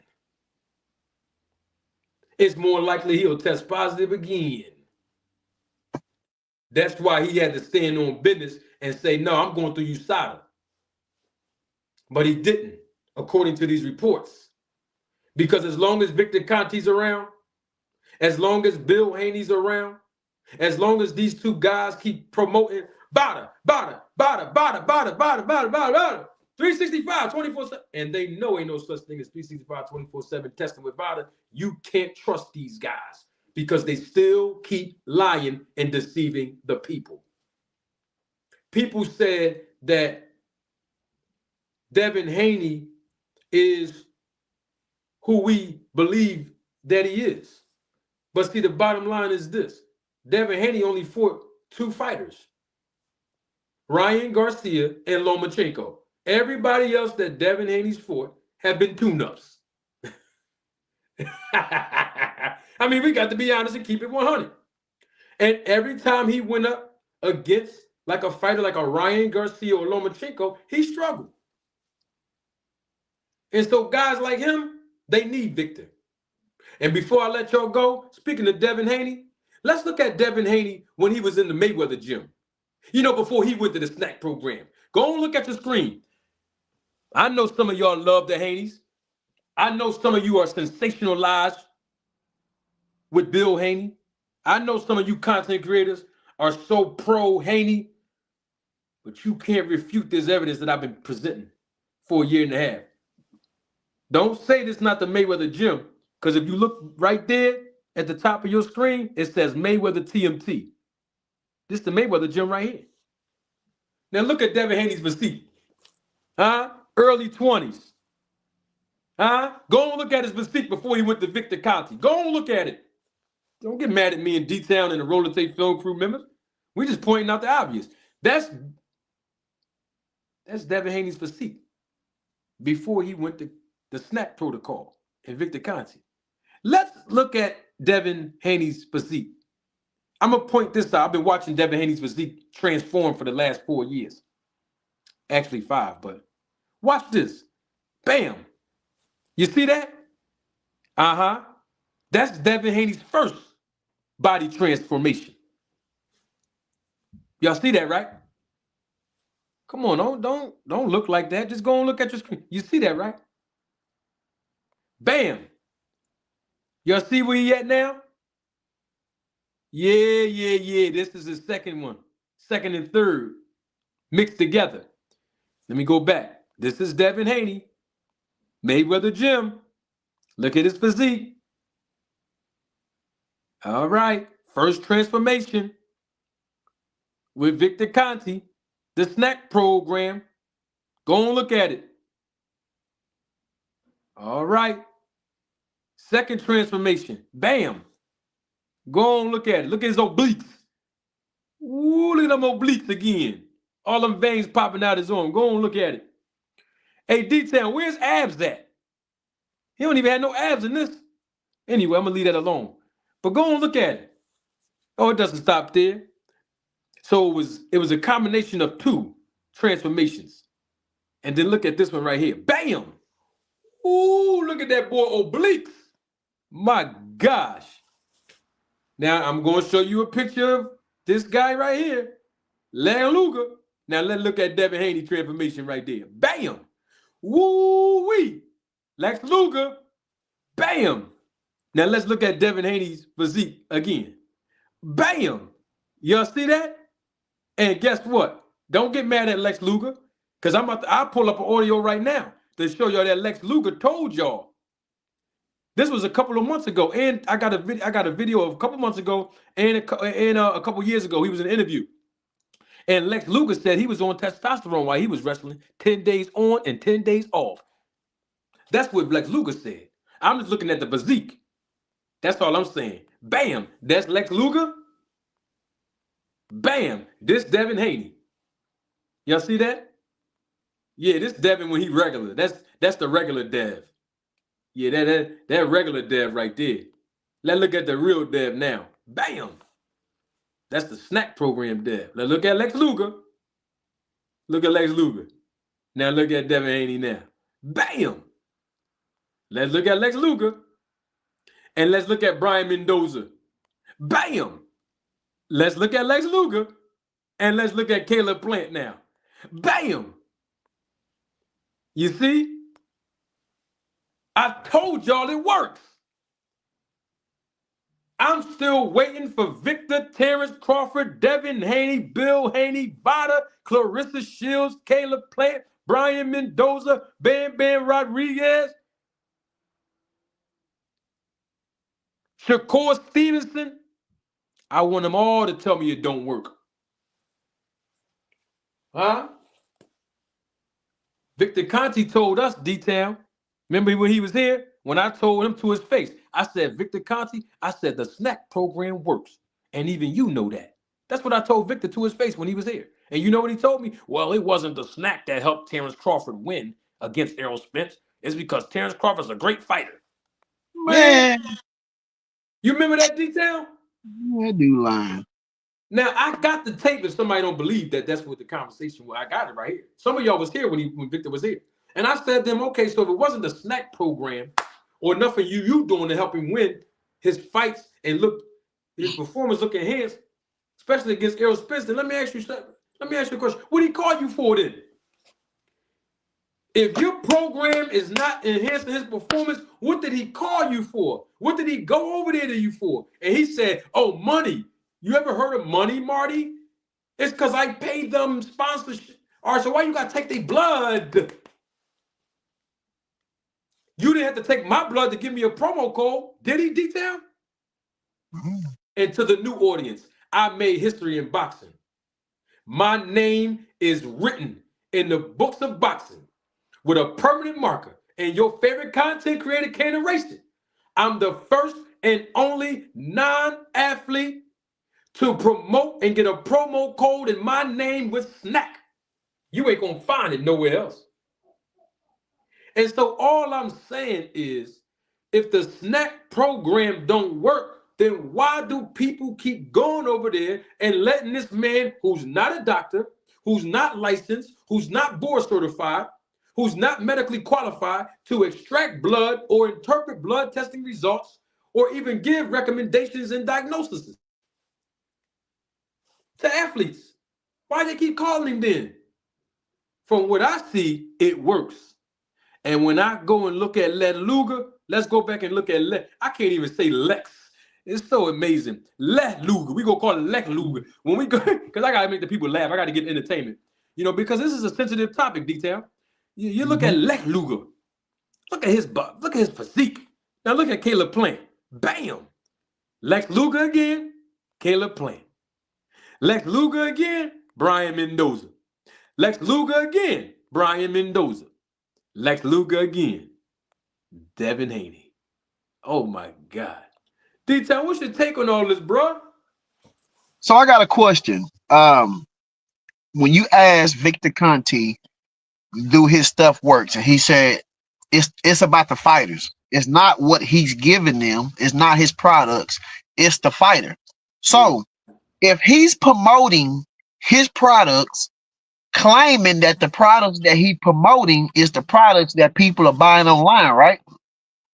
The stuff that you got and some of the other people that we know, like Band Up, you know, my brother, and YSM Sports Media, and some of the other people who end up receiving a small shipment of the products. Hey, D, you said a small shipment. Where they get that shipment from? Who sent them that for free? Victor Conti. Ooh, Lord have mercy. So if the products that he's promoting didn't work, or him giving them money, because he told you, he said, you like money, right? Yeah, he said it's the money, but we know it's not money because Terrence Crawford asked for a certain amount of money and he didn't want to give it to him. So if it's not the money, if it's not the products that he's promoting, then why are they calling you? Why are they running to you? What are you giving them? If it ain't your products that people are buying online, if it's not the money, then what are you giving them? It got to be the stuff in the back room. I mean, you just shot down money and your products. And you claim that it's the fighters, but we know it's not the fighters, because if it was the fighters don't have to deal with you. They can just do what they do without you. So it's something you giving them that you're not telling us. It ain't money, it ain't your products, and then we know it ain't the fighters because they calling you. Then what are you giving them though? That's what we trying to find out. Well, it can't be the money, because according to Terrence Crawford, and I'm going to tie this in later on when I drop a video on it, but according to Terrence Crawford, he get more money than Gervonta Tank Davis. And we know Gervonta Tank Davis is the face of boxing. And we know Tank Davis, when it comes to him performing live, get way more money, whether it be pay-per-view, back-end money, and live gate, more than Terrence Crawford. But Terrence Crawford said that he got all these investments and he get way more money than Tank Davis. So I'm trying to figure out, what kind of money can Victor Conti offer a guy like Terrence Crawford that gets way more money than Tank Davis? If he was making that kind of money, he wouldn't be asked. And what was it, like $50,000? Yeah, he asked Victor Conti for $50,000 for a sponsorship deal, and Victor Conti said no. And I got the tape to prove it. If y'all don't believe me, this is what Victor Conti told us. I guarantee you, Mayweather, if he was dealing with Victor Conti, he won't want no $50 million or $50,000. He want a whole lot more than that. If Tank Davis was dealing with him, he gonna want more than that. So we know it ain't the money. We know it ain't your products that you selling online. It got to be something else. We trying to figure out what it is. Well, it remains to be seen, and that's what we really want to know, because these athletes are going to him, and he's not a doctor, right? And we already know that he's not medically qualified to extract blood from any athlete or interpret their blood tests, or even give them recommendations and diagnose them. He's not medically qualified. He's not a doctor. He's not a healthcare physician. He's not licensed. He's not board certified, but the fighters keep going over there calling him, letting them do these things with them. And their coaches and trainers allow it.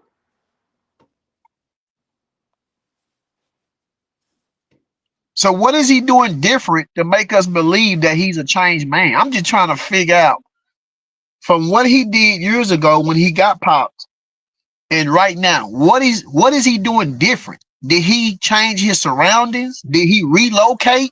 I mean, is he dealing with the same people? I mean, like, what did he do different? I'm trying to figure out what made him a changed man besides him saying that he's an advocator or whatever he is for the sport of. I mean, I don't understand it. I don't understand what did he do different?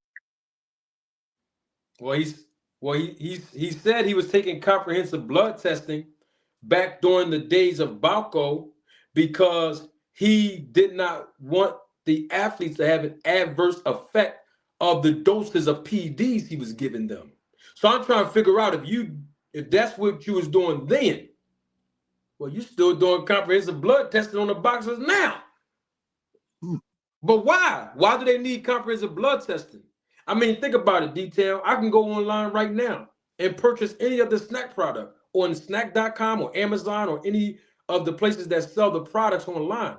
I don't have to give my blood to or ship my blood for Victor Conti to interpret my blood test results and whether I'm low on minerals and whether I'm low on iron in order for me to take his product, or neither does anyone else in the world.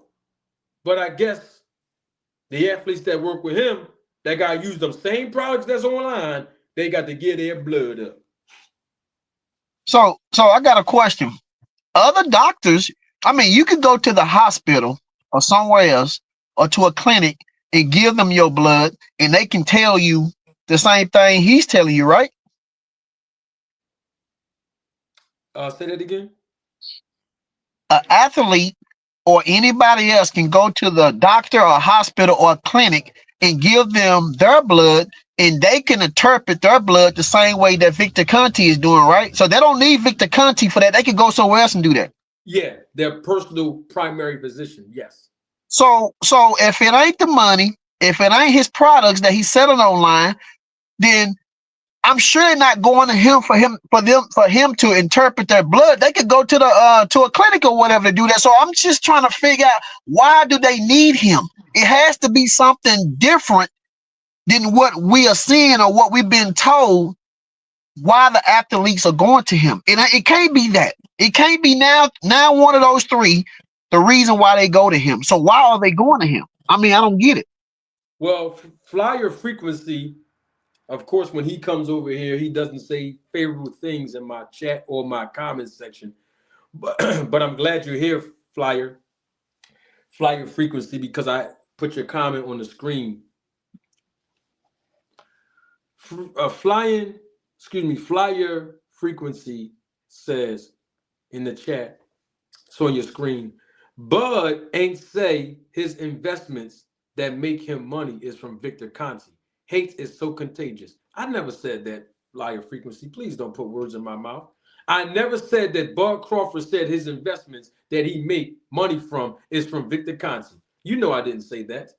What I said was Bud Crawford said on X, formerly known as Twitter, about Tank Davis, that he has a lot more investments than Tank Davis, as a proof that he's making way more money than Tank Davis. So my point is, since he claimed that he's making more money than Tank Davis, then what does he need Victor Conti's money for? Because Victor Conti was here and he told me to my face that the reason why, or one of the reasons why the athletes call him and come to him, is for him to give them money to sponsor his product by wearing the paraphernalia. He told me that he puts them in hotels. He told me he paid for them to go here. He paid for this. He paid for that on behalf of these fighters. He give them money. He give them sponsorship. That was his exact words to me. But yet, 5 minutes before that, Victor Conti said, and I can pull all this up, he said that Terrence Crawford's people in representation called him on the phone and asked for a sponsorship deal of $50,000. And Victor Conti declined.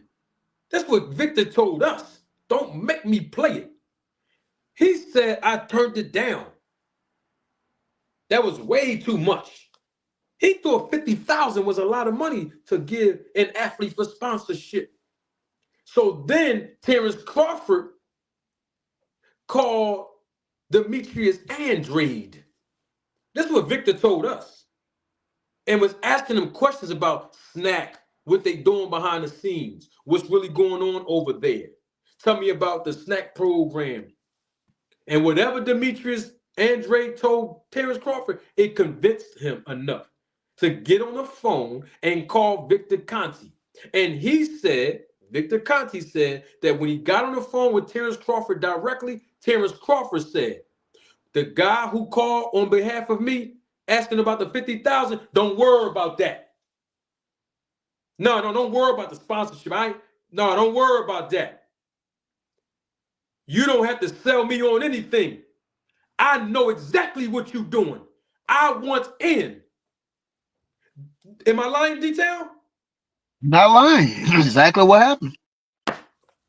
So if that's the case, it's not the money. Terrence Crawford told him, don't worry about that 50,000. That wasn't about nothing. You turned that down. You ain't want to do that. Cool. My real objective is to get you to agree to this. I want in. That's what happened. That's what Victor told us.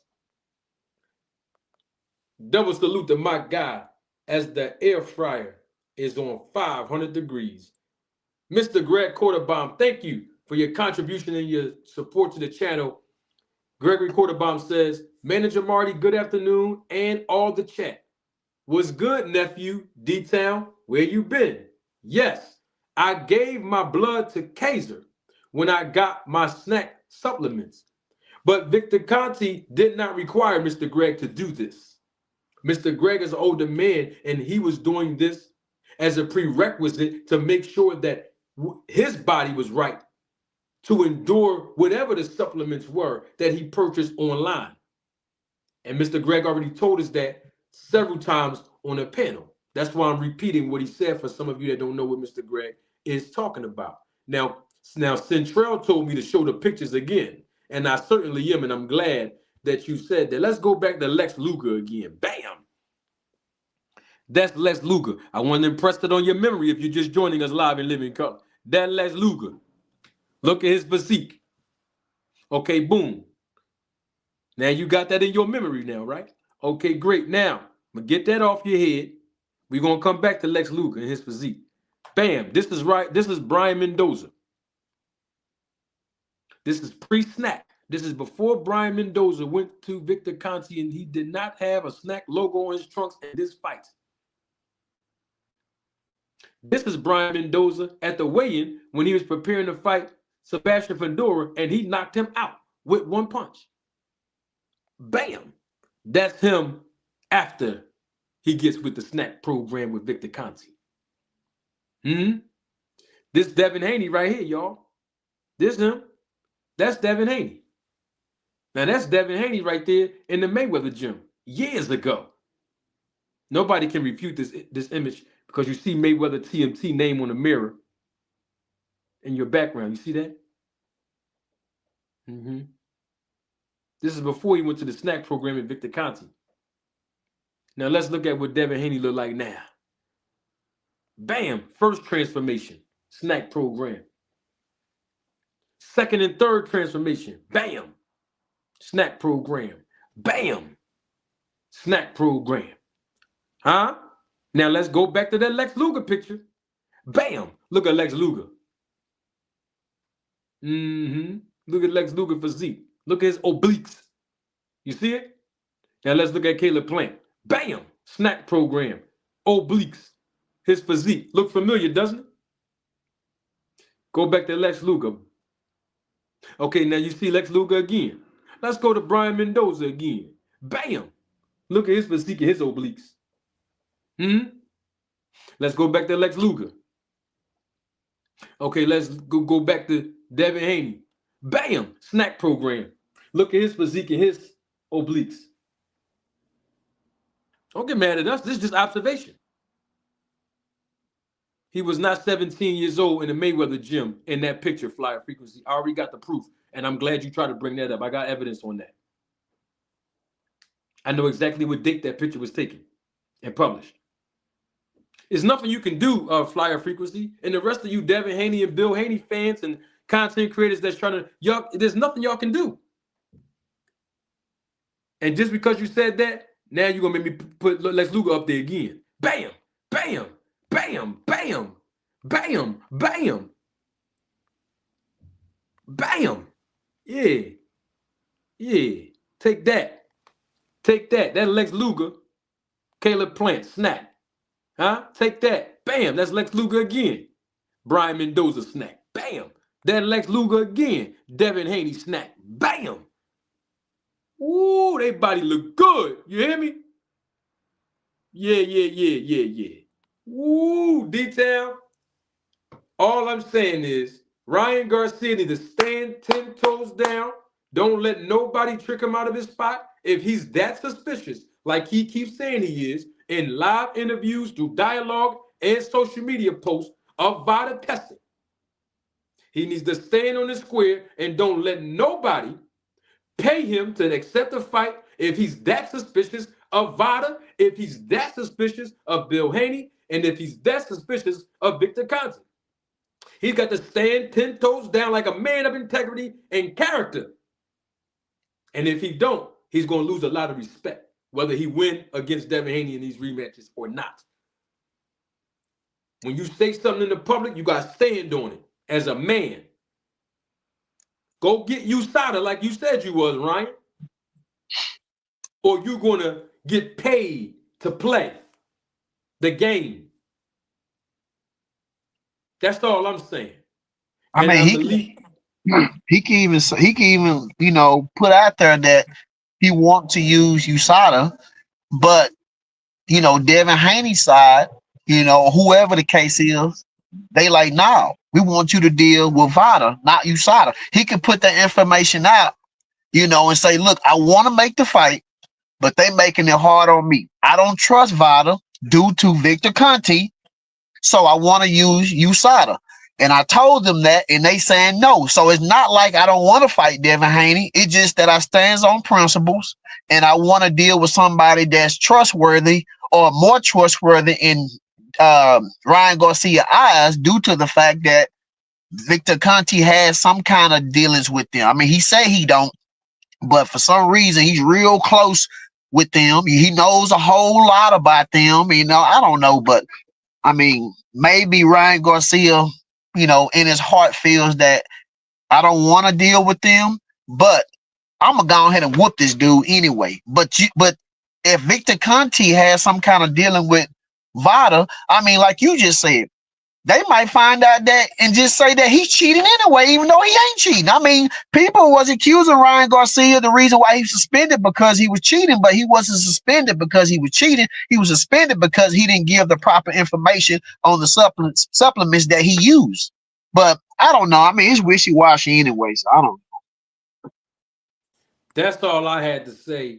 And of course, for the new members and the audience members that just came, I'll leave you all with this tweet right here from Errol Spence, and then I'll let D-Town close us out. Errol Spence was responding to somebody on X, formerly known as Twitter, named General at Keys Haven, says, so what you really saying is the N-word, unjust or ninjas, or people. Let's say people. So what you're really saying is people really be cheating.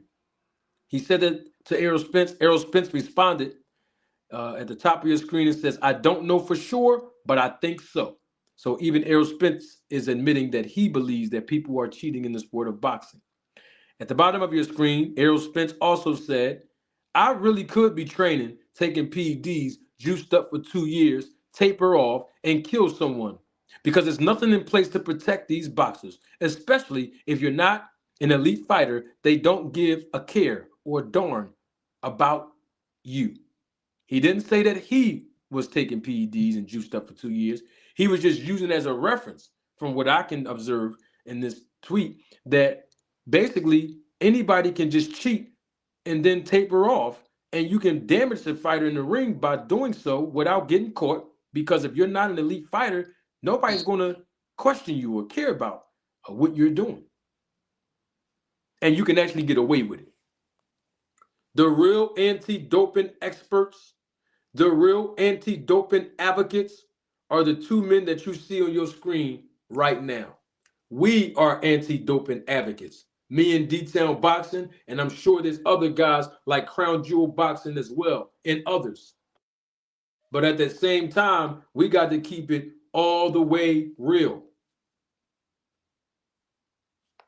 Now, with that being said, Mr. Greg is here. I was just about to get off, but D-Town and Mr. Greg, they know how to, they know how to, put a good show on together. Mr. Greg, what's going on, big dog? What's going on? Where you been at, D-Town? Yeah, earlier when I got on, I had explained to the people what was going on. I was explaining to them that I had to deal with some things within myself, not bad, pretty good, and also, with my moms and stuff like that, and my dad. So actually, my dad had just called me, but I call him back though. But I mean, everything is good, and I told people that I'm gonna come back, but I want to come back wholeheartedly, not just wishy washy. I said due to other things, I need to put things in place. So I don't want to come and be gone. When I come back, I want to be in full effect. So that's what I told the people earlier. Okay, well, I'm glad of that, man, because I'll be looking for all of y'all. And when y'all disappear, I start to get worried. Where the family at? Everybody need to be here. Yeah. But what I wanted to say on when you was talking about how some of the fighters look physically, I don't know what the fighters get, and they may get a amped up version of stack products and supplements. But I can just say that's why I keep saying it. I say it for myself for my particular age, and y'all know that I'm almost 70. I look at myself and I'm like, well, damn, you know what I mean? And I do I don't do no whole bunch of exercise. I do exercises that fit for my age group. I'm not trying because I got pins in my back as well. But the snack products, even the ones that we can buy, have shown, at least for me, that they're worth the money that's been spent. Yes, we got problems and suspicions of the guy who's behind them. And it could still very well be, because I've never said it couldn't be something else going on with the fighters and how they train and what they're actually are getting and all of the other equipment and so forth. But I can understand why, as I said before, why other fighters are more concerned or why there is a suspicion. Now, hopefully, it will prove not to be the case, but the suspicion is there and it probably will always be there. If they find something, whoever was taking it and whoever knew, they're going to get exposed, whether it's this year, next year, or the year after, because this hasn't gone away. Conversation hasn't gone away. It will continue. And answers, as Marty says, we need answers. So some answers eventually will be coming that are concrete. But I would say for what you can buy online and what I've been able to do from what I've used, I've been pretty satisfied. I've seen the kind of results over the time that I've taken them. They've been helpful, very helpful for me. Again, anytime you're at my age group and you're going to decline, your body is going to decline. I don't care how many push-ups and sit-ups and how much running you're doing, you still got an older body. If there's some supplements and so forth that can make up for what you're not getting from your foods, you should do it. But there also should be some concrete answers for fighters who are actually going to the ring, testing each other's chin, body. You could get killed if somebody had something that was very powerful. There's a lot of powerful stuff, as y'all both know, that's out there, stuff that we don't even know the names of yet. Things that you don't even have a test to find, so you don't even know if they're there. And some of the stuff that has been discovered is new and improved. So, that's where I am on that, So, and y'all, like I said, y'all probably, I just got here, so I didn't catch everything that you were talking about, but continue to do the work, and please come back. I enjoyed the sparring with all, with time to time when we have different degrees like we did with Terrence. It's all in good fun. It's always good to share information. And I'm glad that you're okay. I'm glad that your family is good as well. I mean that. I had a Yeah. question. I'm sorry. I had a question for both of y'all before Detail. Before Detail speak in response. I just want to do this super chat real quick. Double salute to Robert Pitts. Thank you for your contribution and your support to the channel, Rob. Rob says in the super chat, can you please challenge Champside to a debate? Man had his whole chat jump me because I said snack is part of keys to victory when it comes to Bud. LOL. Well, the thing about it is, Robert Pitts, there's nothing to debate because all the information that I disseminated through the last 15 years of research I've conducted is irrefutable. Now, if he want to debate about something else, he has to prove to me that he's knowledgeable enough because I don't get any credit with destroying any content creator when it comes to the business or the sport of boxing because I'm so experienced. That, some of these guys just hold the camera and they just talk about what their opinions are based on what they read from other journalists. I'm really actively involved in this business, so I don't get anything out of, I wouldn't try to show nobody up or, try to make people think that I'm above them or I'm greater than what I am or being conceited. No, but the little piece of information I've been seeing on Champs, I don't know too much about his content, but the little bit of stuff I did see, and Champs said he ain't got nothing. He got to get through at least 10 other content creators before he stepped to me. He don't have enough in his. He don't have enough, Mr. Greg, in detail. I'm not here to disrespect the guy. He just don't have enough. He just don't have enough. Why don't people just say, as I just said, the stack products work? That's all you have to say. Now, if you want to investigate whether there's on the boxing side, whether they're illegal, yeah, do that.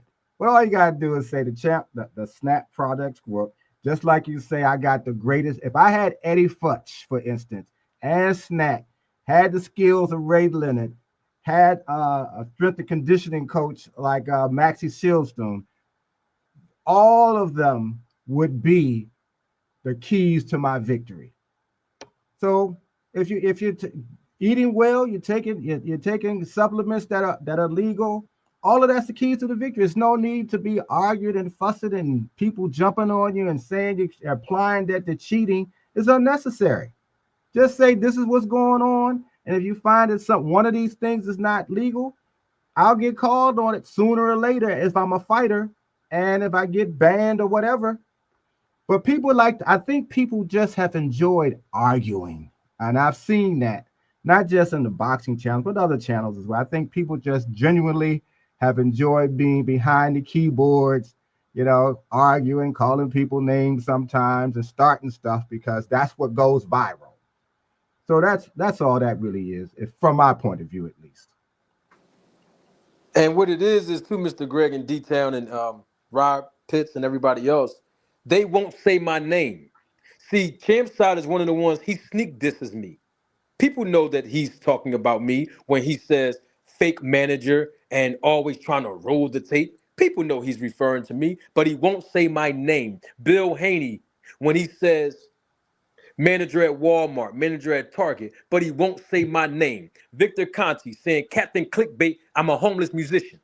He won't say my name. Blue Blood Sports TV said I look like a retarded kid because I got big ears and big lips. He won't say my name. See, these guys won't say my name. Tell them to say my name when they talk about me. Hasn't Champside been on here before talking with you before? Champside came up here because he put his number in the chat when I said, I'll call you. I called the man. I played back what he said about Victor Conti when he said Victor Conti's reformed.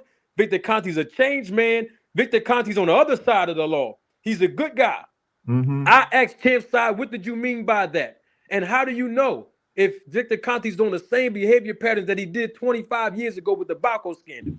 And he said, no. See what I'm saying? No, what you got to follow my thoughts. I said, I'm not God. I'm not following your thoughts, brother. I'm following your words. What did you mean by that? See, he tried to gaslight too. I already crushed Champside. And if he say my name, I'll do it again. But I ain't come up here to start no controversy, Mr. Greg. You know what I mean? Hey, we got to deal with what's real. That's all I'm saying. D-Town, the floor is yours, brother. I digress. I mean, most of these guys, like you said, they come out with their opinions. Now, some things they say might be a fact, due to their, regurgitating what somebody else said or whatever the case might be. But a lot of these content creators, they know who to buck up to and who not to buck up to. I mean, You know, I remember when Victor Conte was putting out tweets, you know, with me and your name in it, talking about D-Town boxing, you know, and Manager Marty. He always said Manager Marty and D-Town boxing. But this man knew that he didn't have nothing. He knew this. I mean, we was actually using his own words against him. It's not like we was making up something. We was saying what he said, and people was mad at us. Why would you get mad at the messenger if we are repeating what he said? If you mad at somebody, be mad at him for saying it. He did better off just not saying nothing. If he didn't say nothing, we wouldn't have the evidence that we have due to the words that he said.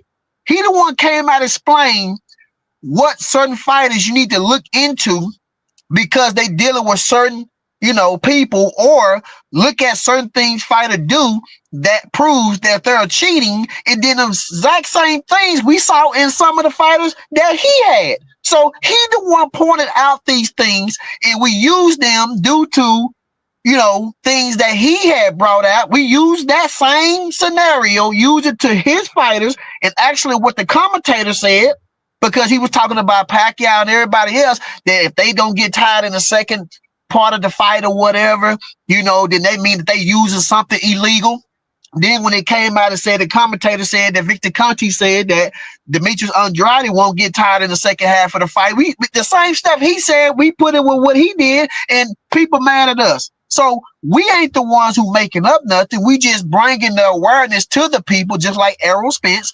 He bringing the awareness to the people. Me and Manager Marty and the family brought this stuff out, evidence out, so people can see it with their own eyes, and you make your own conclusion what you think. That's all we doing. So I don't understand why people out here mad and stuff. I mean, why would you be mad because somebody trying to educate you? Only people mad is because their favorite fighter are the ones who doing something, you know, that looks suspicious. People was accusing Errol Spence because of his nipples. I mean, that's just stupid. He don't mess with Victor Conte. He don't mess with Memorial Raiders. He don't mess with these people. They're accusing him, but then we got people that's actually dealing with people in their past that they did things that was wrong, and then you want to overlook that. I mean, like, it's crazy, man. I mean, you just can't. I mean, it's crazy. That's the craziness of boxing, D-Town. It's going to always be crazy. What's different now is everybody can have more of a voice. See, at one point, you couldn't say anything because you didn't have a platform. Now you got multiple platforms, whether your opinions or your knowledge or your evidence is real or not. Everybody can hear it. Everybody, whether you like what they say or not, whether you like them or not, still get a chance to talk. And that's the most important thing, that they get a chance to do that. And this is one of the things that has probably shaken up people in the boxing community, because now, as we know, the internet and the boxing platforms are what's really, and YouTube is what's driving boxing now. So you can't shut anybody up. You know, you can, as Marty said, you can shadow ban them from monetizing certain things, or make it harder for people to get notifications to know he's coming on. You can do that. But once information gets put out there, good and bad information is out there, you can't make it go away.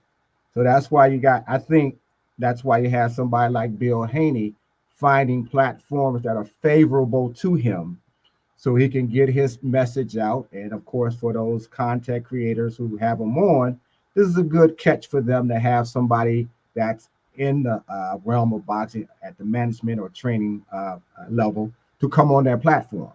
But in exchange, they're taking his propaganda as fact, and everybody else is supposedly hating on him or not telling the truth. And this is the thing that drives this whole content creating thing, is that the more people who listen to you, the more controversial that something's been said, the bigger your audience.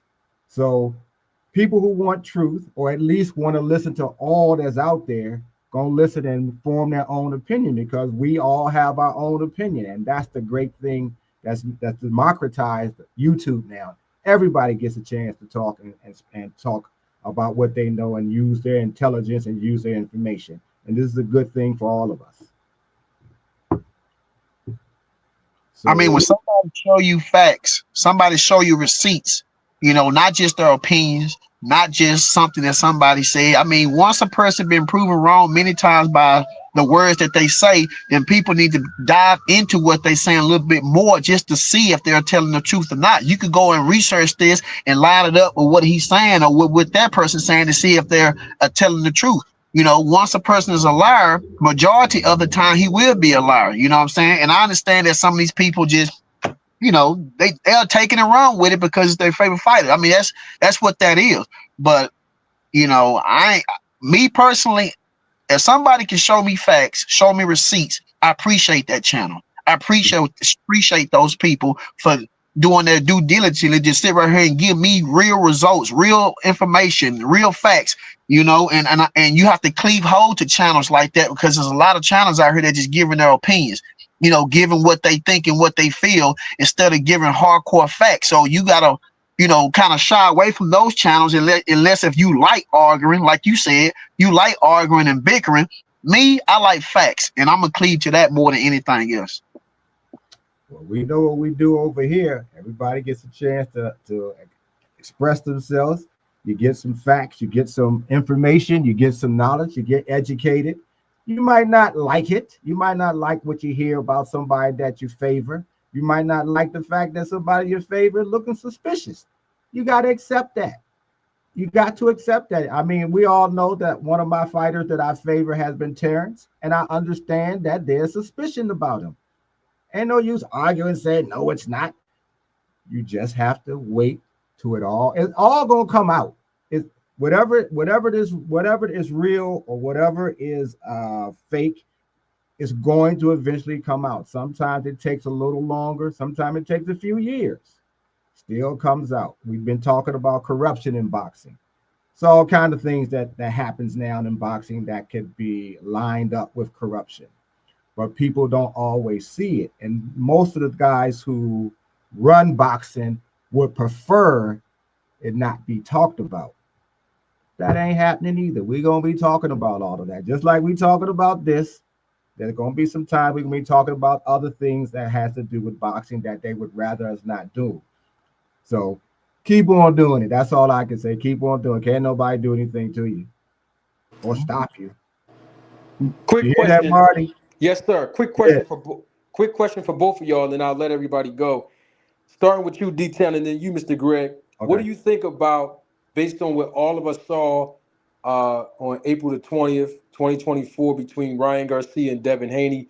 They're allegedly supposed to be fighting 2 more times, once at the end of this year and hopefully in the beginning of the or the early stages of next year, after they both take interim fights, according to what Turkey Al-Sheikh said and the Ring magazine in their social media post, that Ryan Garcia and Devin Haney both will officially move up to 147 to fight each other after fighting a respective opponent. Now, what do y'all think about the rematch? Will it fare well at 147? I mean, at this point, neither one of those guys can legitimately make weight. But at 147, what do y'all think about the rematch between Ryan Garcia, Devin Haney, and knowing what we know thus far about Ryan Garcia's skill set or the lack thereof, and Devin Haney's skill set and or the lack thereof?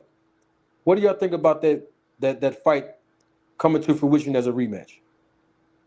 Well, I think that at 147, I think both guys will be comfortable at 147. I mean, these guys are growing up. I think that that's a comfortable weight for both of these guys. You know, it's hard to try to shrink down and, you know, and all that kind of stuff. So 147, I think, is a good weight for both of these guys. I'm happy that they are doing the rematch due to a lot of back and forth of people saying this about Ryan or people saying this about Devin or whatever.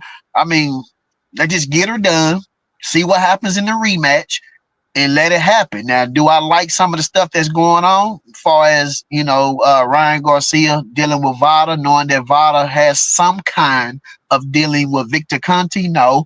If Ryan Garcia want to deal with USADA or whatever the case is, you know, try to go that way. Maybe he tried and they say no. He's either go with Vada or we ain't got no fight. Whatever the case might be, but I do believe that this second fight or third fight, you know, the trilogy or whatever the case is, after the second fight, I think the fans want to see it. I think it'll shut up a lot of the stuff that happened the first fight, and we just see what happens. I'm happy that there's a rematch. I'm skeptical about it not being chaotic, just like the end of the first fight was. And depending on who their interim fights are before they actually have the rematch, it'll be telling as well. Psychologically, I think they both have some damage, small damage in how they think, how they respond, how they act to things. Hopefully, they'll get past that and you'll see better versions of them, even in the interim fights. You can look at that and see how they reacting. When they fight, finally, and I think you said the end of this year is the second rematch. I mean, the second fight for them. That's a good long time. I mean, we just in January, so are we talking about December when they're going to rematch, or earlier than that? I think they were talking about sometime in October. Yeah, so it's a long time for a whole lot to still go backwards for both of them because of what has already been taking place and all the shenanigans that's taking place. But regardless of that, I like that there's going to be a rematch. I think the fans want to see the rematch, and the fans also want to see, does Devin learn to block the left hook? They want to see if Ryan, gets better in his skill set. So the interim fight will show some of that. That's what I believe. I believe it will be some chaos. I believe it'll still be a little bit of controversy, and we will be talking about that as it takes place. But I'm glad that at least if it's signed and ready, I'm glad that they've actually got to it. I hate that it's still going to take so long because, again, you're talking about almost 10 months from now. So we'll see how it goes. As we all know, anything can happen, but particularly with those two. But they've been at the ring for a minute, so I think that might be a reason why they want to have a fight in between, just to get them ready for that fight. But also, too, it gives Victor Conte enough time to do what he need to do with Devin Haney also in that mix, too. So, I mean, so it's a lot of ups and downs within that. Me personally, I mean, I rather for Devin Haney not to deal with Victor Conte this fight and just show this fight coming up, the intern fight, and also the fight between Ryan Garcia. I believe, me personally, which I know is not going to happen, that he just don't need to deal with Victor Conte and prove everybody wrong, that he can fight without Victor Conte. And then also Ryan Garcia could show people that, he wasn't cheating. He could beat Devin Haney. So it's a lot of things that can happen on both sides that need to happen. Will it happen? No, maybe not. I don't know. But that's what I like to see. Is Ryan now off his suspension, or he still got a few more months left? Yeah, he should be done in suspension in April of this year in a couple months. Okay, so that does explain that. Explains. I thought he was already off suspension, but that does explain why it's taking him longer for this fight to take place. That makes sense now. But I agree with D-Town. There's, like I just said, there's going to be a lot of chaos, and there's still going to be a little bit of controversy leading up to the fight. After the fight, that's how I see this. I don't think that's going to change for them, but I hope it does. But I don't see that at all.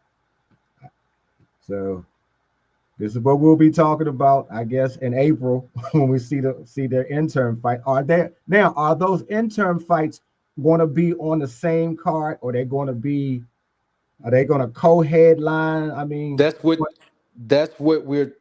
the reports are saying, that they're going to be on the same card. I don't even know if they're either going to be the main events, because with Turkey, he don't know nothing about boxing. He used the American and the UK promoters to get these shows running, and I'll have to do a video on explaining the process of that to see what the real agenda is for the Saudi Arabians. But that's another video. But right. they supposed to be fighting on the same card sometime in May, and then if both of them win, then they will fight each other sometime at the end of the year, early as October. But Ryan Garcia is supposed to be fighting, allegedly.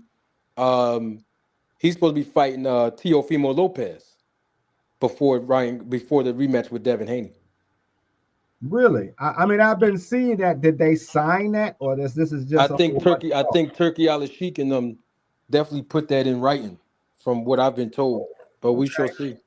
Yeah, I thought it was just a whole bunch of talk between both of them because T.O. has been claiming he wants to fight Ryan, he wants to fight Terrence, he wants to fight this one, Tank. So it's the thing that most people, and I'm even becoming a little bit more cynical, that I don't believe the fights take place until I see the fighter, both fighters on the dais with the promoter, and they naming the date and they telling where it's going to be, and then okay, at least it's officially signed. But I'm still okay. Well, when they get in the ring, now I know, and I hate being like that. I like to be excited about a fight taking place. But when you got the what are they actually gonna do? Is Bill gonna do something stupid? Is Ryan gonna do something stupid before the fight come on? You know, if they're going, I hate to even be thinking about that kind of stuff, man.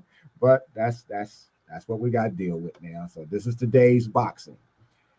Unfortunately, and what's funny, a lot of what we're seeing today, because we see it more and we got a little more knowledge about it, some of this same foolishness to a smaller degree was happening before from fighters, from that generation of fighters that came before Ryan and Devin and all of them. The difference was it got settled much faster.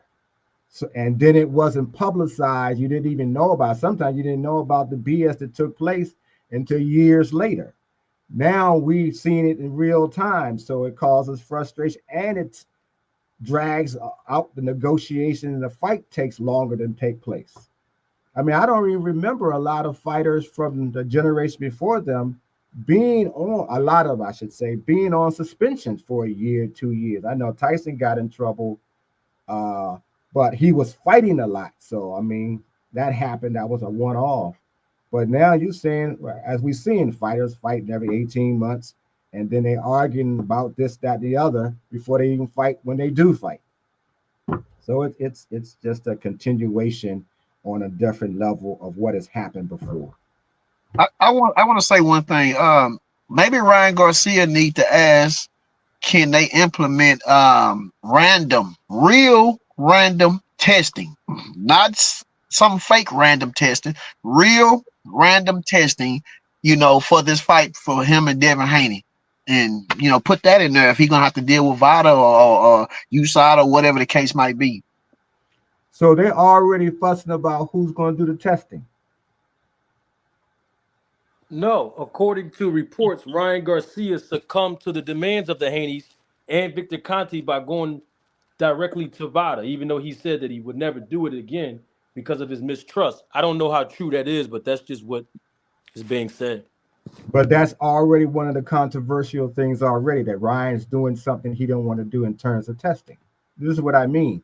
They just can't say. This is the frustrating thing. Just say we're going to do this. We agree to it. Stop talking about I don't want to do it. To get it done, get the fight in, and if something looks suspicious, it's going to be talked about. But this is what we're going to be seeing through the next 10 months. Somebody's fussing and changing their minds and this, that, and the other. Good. Why they can't both just agree together for a thing on a package that would suit both of them, instead of one side is demanding all this from Ryan Garcia? Won't both get together and say, look, let's do it this way, let's do it that way. Okay, we got that. And this right here, let's do this way, and let's do that way. Okay, we got that. Let just both of them get together and be, do it together, instead of one side is it has all the demands for Ryan Garcia. If he wants this fight, it takes two to fight. Ryan Garcia, he can fight. People want to see him fight. It's not like Devin Haney fighting a bum. He's fighting Ryan Garcia.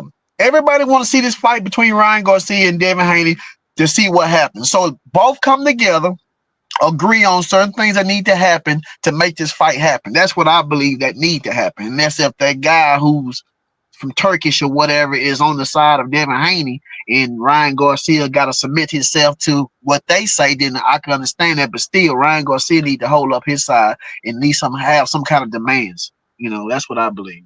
I agree with you both on that detail, but you know what this is about. This is about somebody wanting to show that they're the dominant force in the fight, that they're controlling the fight, that the only reason why you get in the fight is because I'm giving it to you. They want to give that perception that Devin is giving Ryan a second chance, so to speak, without saying it. But when you make all these demands, you show what he's submitting to me. You know what that's about. That's just about being trying to be dominant and trying to present yourself as the ace, as they say, the A side, and you really, and he's the B side, and all that other foolishness. So that's what that's really about.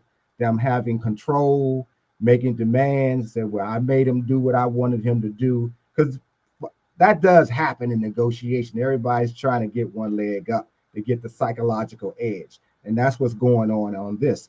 If Ryan has submitted to it, then Ryan just submitted to it. But if he's still talking that I'm doing something that I don't want to do, but I'm going to go ahead and do it, there's still a problem with the negotiations from my point of view. But I could understand that before you got your butt whooping. But you got your butt whooped. So it don't matter if you want people to believe that you got the control. You need to have control in the ring, not outside the ring. I mean, what's the point? What's the point of saying I got control? Then you get in the ring, you get your butt mopped. Like, come on, man. You set us up for a failure. That don't make any sense. But that's what they try, and maybe they're trying to do that to I guess in their mind it kinds of puts up a smoke screen to what actually happened in the fight. But that's why you can always go on YouTube if you want to and watch the fight over and over and over again and analyze it. And nope, you got whooped, and this is why you got whooped, and this is what we're saying about it. So I don't care what you do, what you're saying now for the rematch. What we remember is what we saw. So talk about what you're gonna do in the second fight. Talk about show how you can have improved in this tune-up fight, if you will. Show where you're training, show them where you're improving, so people can see. But if they don't believe it, because all you're doing is talking and giving a lot of statements, but they don't have any real reason to believe you. And this is where I'm talking about the psychological damage. I can talk like I'm going to do this, I'm going to do that. But if I'm not seeing anything that makes me believe, Ryan looks good in training. That tune-up fight, okay, Ryan is showing that he's doing something different. He's showing that he's improved and how he uses his skill. That's how you get people to start thinking about you in a different light. But if you're just talking and the only thing that people can see is that you got whooped that last fight, that doesn't change anything about how people perceive you. So is Devin Haney the A side or something that's supposed to happen in this second fight or something, or is the guy from Turkish is on the side of Devin Haney and they trying to make the fight with Ryan Garcia, or he's in the middle just trying to make the fight between both of these guys? That's what I'm trying to figure out. Yeah, it's hard to tell. I mean, I if I was Devin's people, I would probably try to give that illusion too, that my man Devin, yeah, he's the A side, whether it's true or not. I would try to at least give that perception. That's what I think they're doing too. I don't know whether Turkey is Al-Sheikh is just trying to be the middleman to make it happen. I don't know whether he's favor. I haven't seen any indication yet whether he's favor one or the other. But I understand what Bill is doing. He wants to get a perception. Y'all coming to see us beat Ryan, not Ryan and Devin coming to fight. You know, that whole I'm not in the ring with you. You in the ring with me. That kind of perception he's trying to put out. So I mean that's the game that gets played, man. A lot of this reminds me of what Ray did to Hack. Well, no, that's a bad analogy. That's a bad analogy. Let me withdraw that one.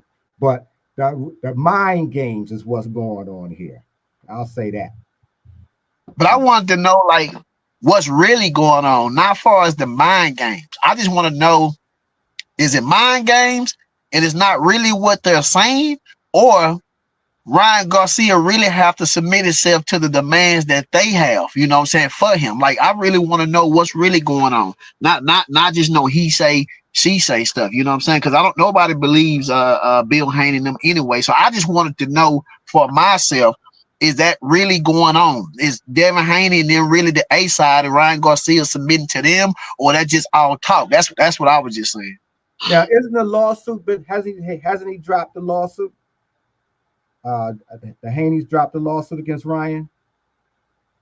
I'm not sure. I think no. According to reports, allegedly, I guess they agreed to go in a 90 day suspension of the lawsuit to rectify their agreement to fight each other. I really don't think that the Haneys will ever drop the lawsuit. I believe that their motivation, particularly Bill Haney's motivation, was to basically get a bag. I mean, let's just keep it all the way real.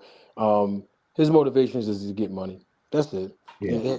I mean, that's just what it boiled down to. They're never going to drop the lawsuit, in my opinion. And if they do, fine. I mean, yeah. But the only reason I asked that, I was thinking maybe one of the conditions of them dropping the lawsuit is that Ryan submit to some of their demands for the rematch. That would kind of make sense, but I don't know that either. But I'm thinking that would be one way I can see why Ryan would be submitting to what they're doing, because he agreed to it in exchange for them dropping the lawsuit. Yeah, we shall see. Double salute, 2 Cents Boxing. She's a member of the channel, supervisor of the Road to Take film crew. Thank you for your contribution and your support. 2 Cents Boxing says in the super chat, Bill is using that BS lawsuit to bully Ryan, in my opinion. And I have to agree wholeheartedly with 2 Cents Boxing on that. And salute to Ariana. I saw her in the chat. She acknowledged me. Double salute to Lucky McKinnells as well in the chat. Brian King is here. Salute to him. D-Town, Mr. Greg, appreciate both of you always blessing us with your presence. I'll let you go first, Mr. Greg. Give us 30 seconds, your last words, and then I'll let D-Town close us out. 30 seconds. Good. I'll be shorter than that because I got to get out of here. D-Town, is good to see you. I'm glad that you're back. I'm glad, like I said before, everything is good. To all of the chat, Lucky, Raina,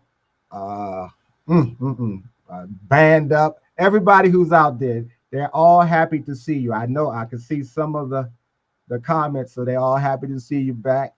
When are we coming back, by the way, Marty? Friday? Man, the way that everybody's been showing love in the chat and the super chat, man, I'm gonna keep it 100. We might come back here live and live in color tomorrow, same time. Okay. Well, that's all good. Then we'll, as you see, we get here. Everybody got a vehicle. We pull up. You got it. D-Town, we'll see you possibly tomorrow. You know, and Marty, we'll see you tomorrow. Chat, good to see y'all all. I'm out.